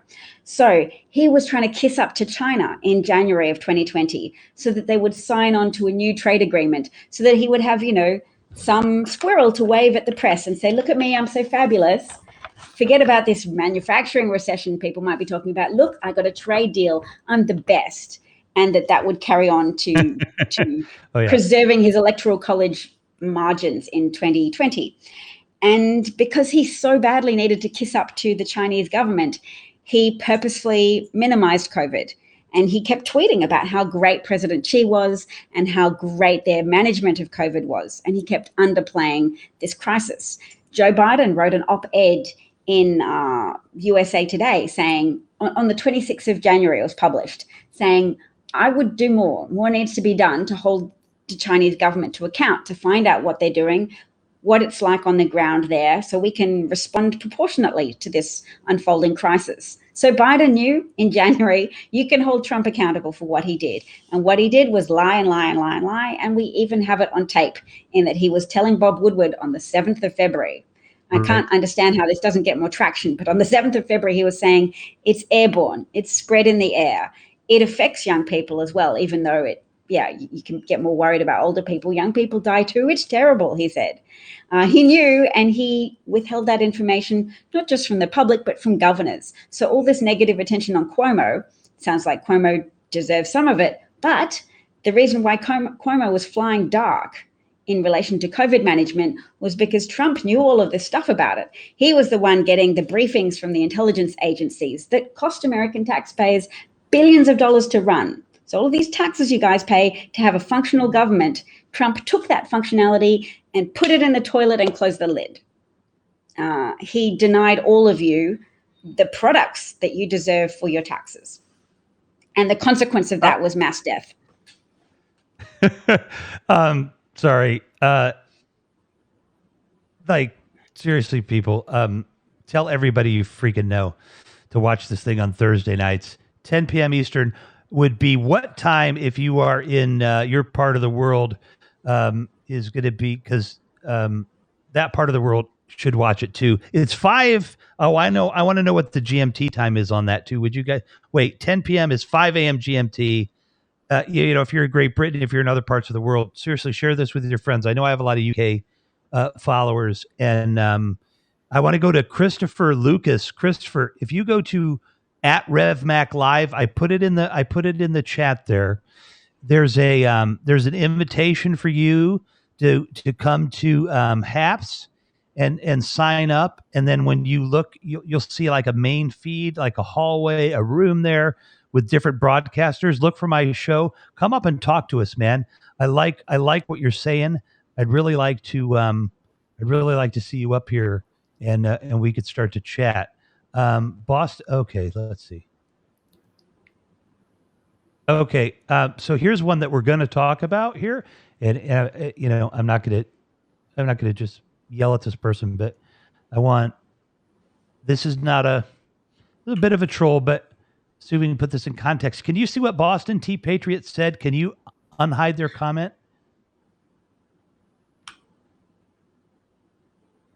I can't see them. Okay, hang on a second. So, because what I want to do is okay. Do you want to comment on that, or you just want to let it go? No, I will not let it go. Okay, good. I didn't think you would, but you know what I mean? Like, yeah. So there we go. That's a great system. Yeah, go ahead, Deb. Oh, wait, let me unhide it. Yeah, let me unhide it. It's a very abusive use of quotation marks.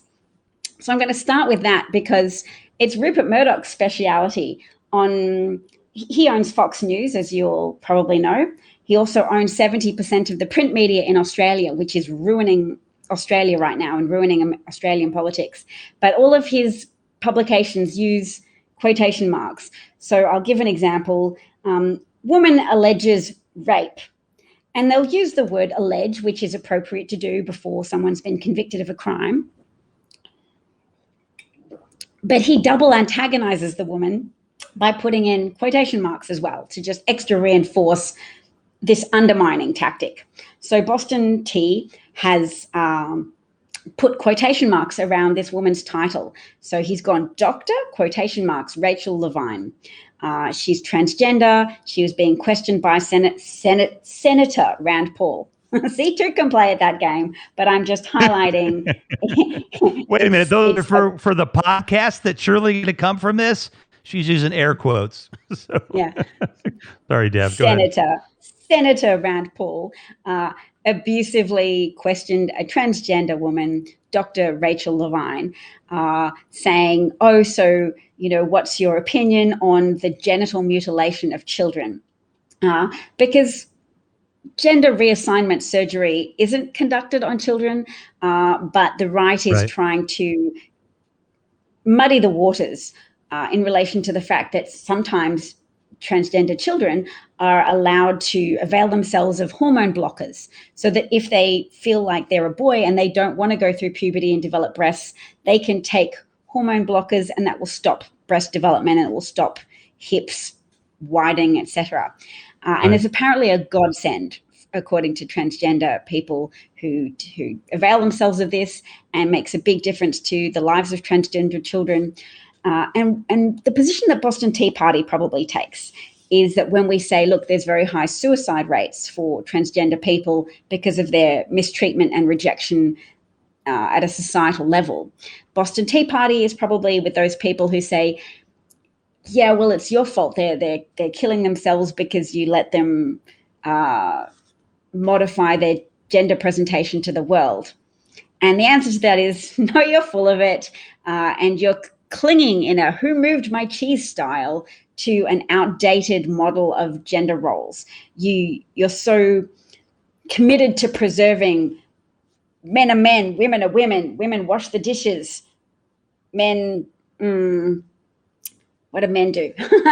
Things. Not men do. much. Oh, yeah, Not men get to be conscripted to war and go and die on the battlefield. And so you shouldn't have women in the military, and you shouldn't have women outside the home. And there's all various permutations of that. Like you might find someone who agrees that women should be allowed to have jobs, just that they shouldn't be allowed to wear pants, or no, women can wear pants and have jobs, but women shouldn't be allowed to choose not to have a baby if they accidentally fall pregnant. Like there's all different places along the continuum. But I've met Boston Tea Party before, and they prayed for me, and I lost my cool. They said I've not only did they pray for me, but after they saw how annoyed it made me, they then came back the next day and said, I've asked my friends to pray for you as well. You can't even say Jesus' name, can you? Because I used the modern terminology of BCE, which means before Common Era, instead of just using BC, which means before Christ. And I only learned that because I read a history book recently, and it's the new thing. I can cope with change.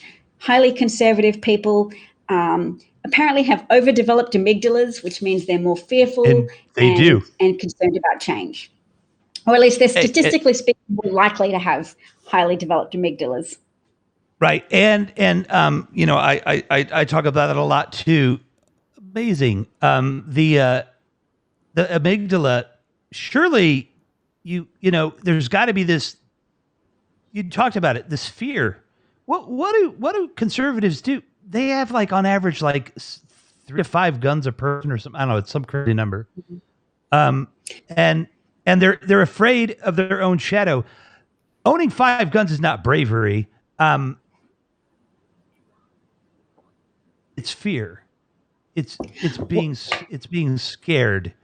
It's being scared of your own shadow. It's being scared of the black person who comes to your door in distress and shooting at him with a shotgun. You know, I mean, look, let's lay this out. Stereotyping is a bad thing. It comes from an evolutionary place, right?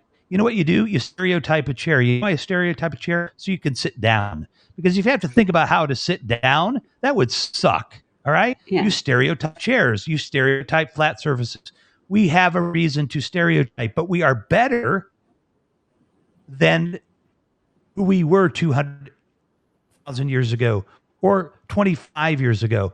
And we can say, I have this implicit bias that makes me fearful of people that aren't like me. But you know what I'm going to do? I'm going to go around that.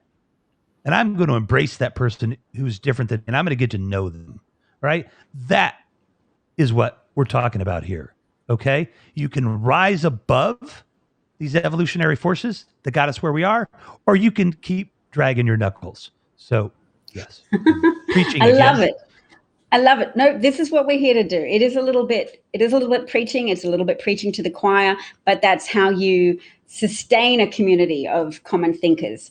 And we use analogy to highlight the points, just as Jesus, bless his little old heart, used fables to build consensus as well, because Jesus was a politician who was trying to build solidarity amongst the Jewish community to more effectively resist Roman occupation. Just as we've been trying for 4 years to build community spirit to resist Republican occupation, and that hasn't been eliminated, even though we won and Biden's president. There's still this minoritarian authoritarianism that is still gumming up the works of American politics, so that things that could be done to help people, like the $15 minimum wage, are still getting delayed and prevaricated against. But when you said that about chairs, I was very inspired, Rev, to bring up something about language development in children, because I'm a speech pathologist by training, and children overgeneralize when they're learning language. So you introduce a cat to a baby and say, cat, cat, here's a cat. They'll see another furry four-legged animal and they'll say, cat, cat. They're overgeneralizing. It's a function of the steps they're taking on their passage to learning language. So as you said, we can choose not to drag our knuckles anymore, and they can choose to stay at the state of overgeneralizing and saying, woman must be a woman. Nope, actually, we can say man about someone who has elected to make a different gender presentation to the world, because it certainly isn't science that there's only two genders. There's a multiplicity of chromosomal variations, and there's a multiplicity of hormonal conditions as well that give people cause to want to change how they present to the world. So it's more inclusive, is more functional. Yeah, hallelujah. Hallelujah. I love it. I love it. And Boston I can see knows you, right? Boston knows you. You guys have gotten in debates before. He's an unfailing visitor to my broadcast. He loves me, but he also just loves to exercise his ability to troll. Yes, and I want to say that Boston, the sap. I appreciate that you're not using more,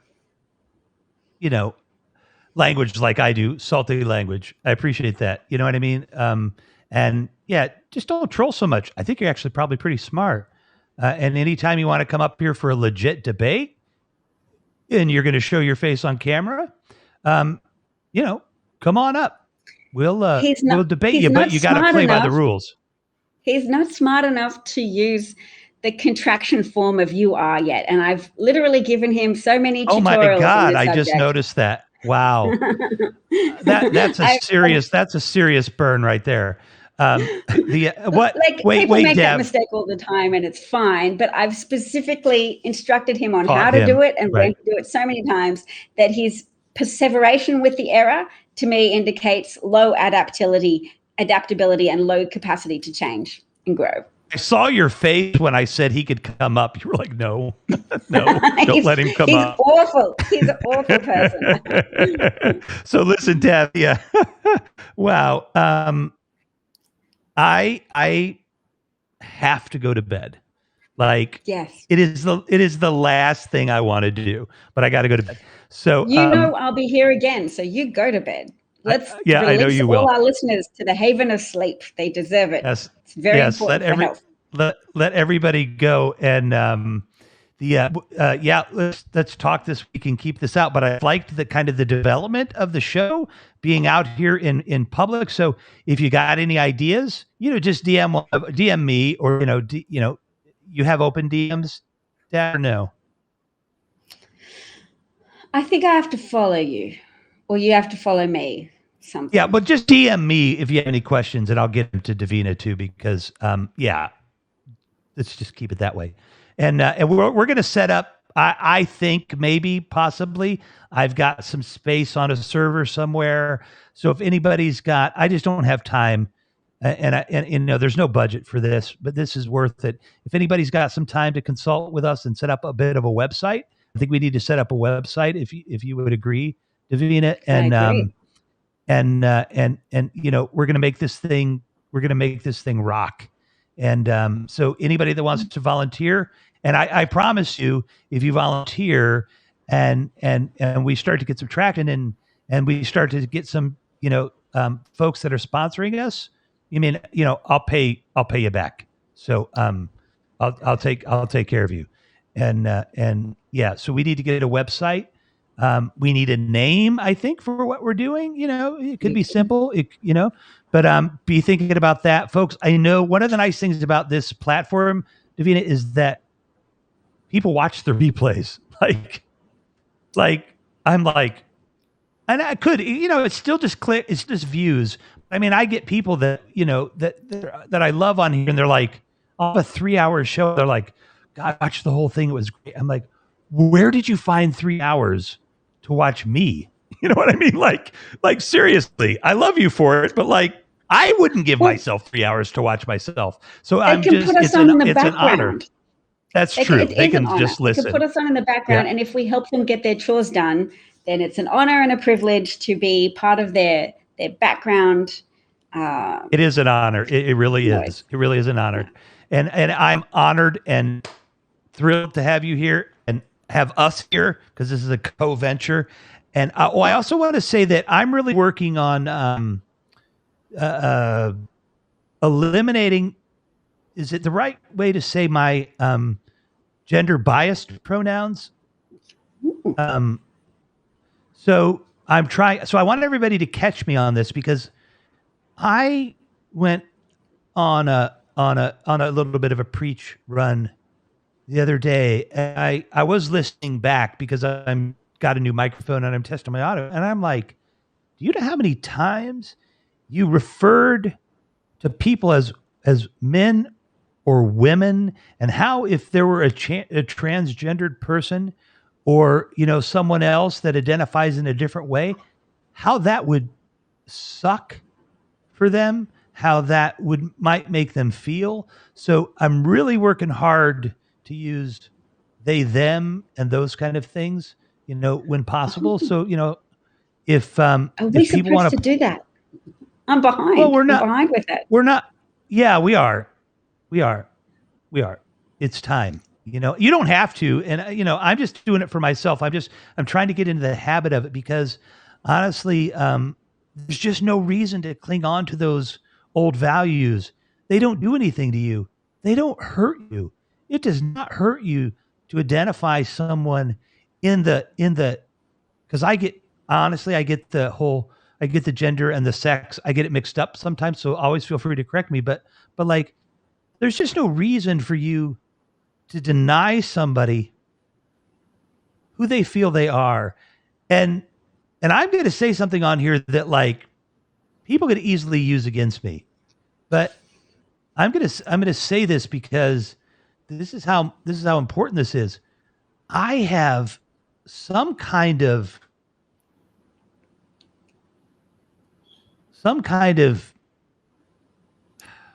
it's implicit bias against transgendered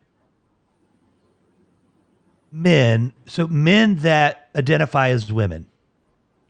Good for you for admitting it, because we're immersed in a cultural environment that encourages us to laugh at and deride people of that tendency.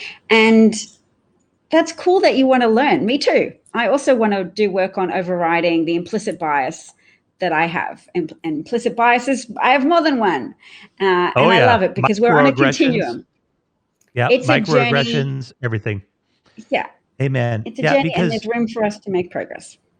There is. And so please, guys, always point that out for me because I have friends, I have people that I'm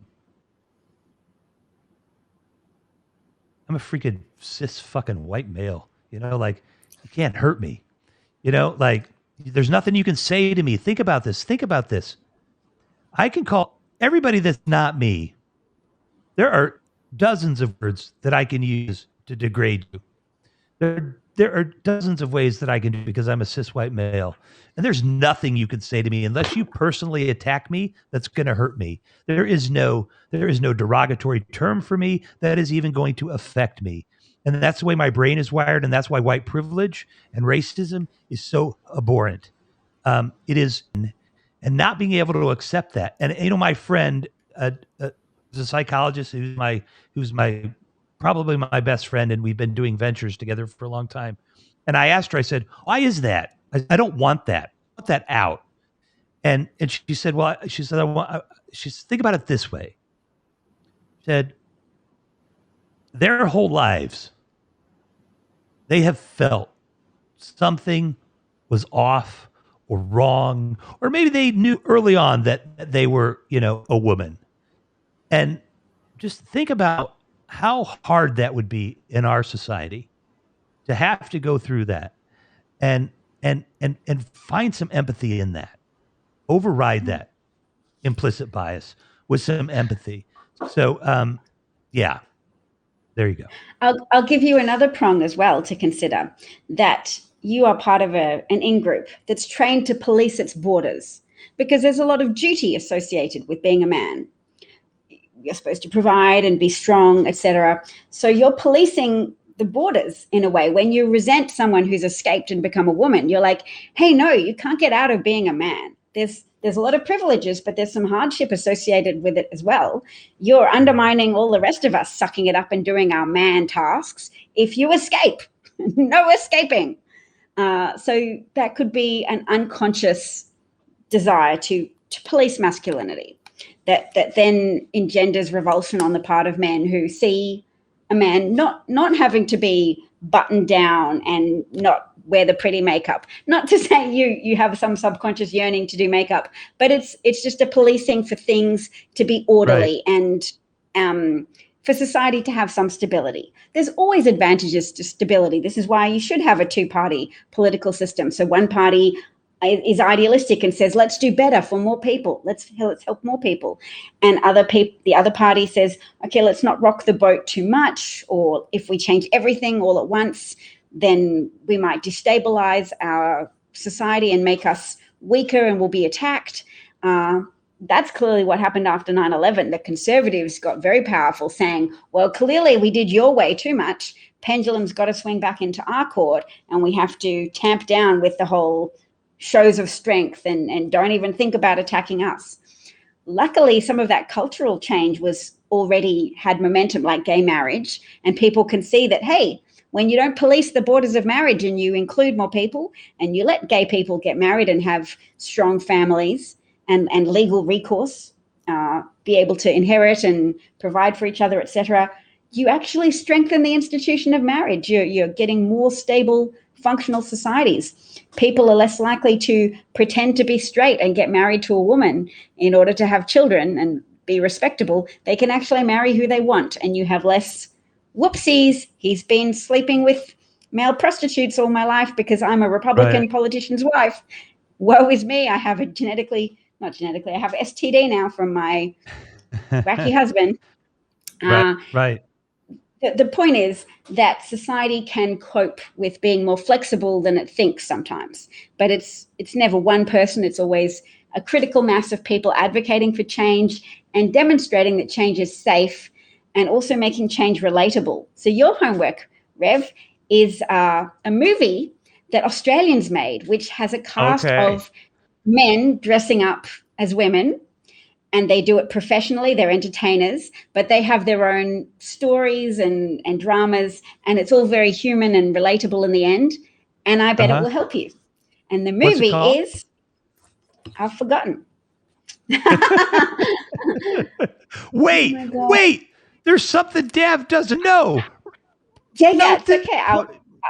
Note this part, right? No, yeah, you'll get it. Good, well, that's great. Why Davina is I'm saying her name right? I'm terrible with names. Davina? Yep. Davina. Yep. Because I just recently found out that Davina's name was Davina. I just want to thank you for that. Queen of the Desert. Priscilla, Queen of the Desert. Yes. You know what? I've seen it. And I'm going to watch it again because I saw it a long time ago. It's from the 80s or the 90s, right? It is.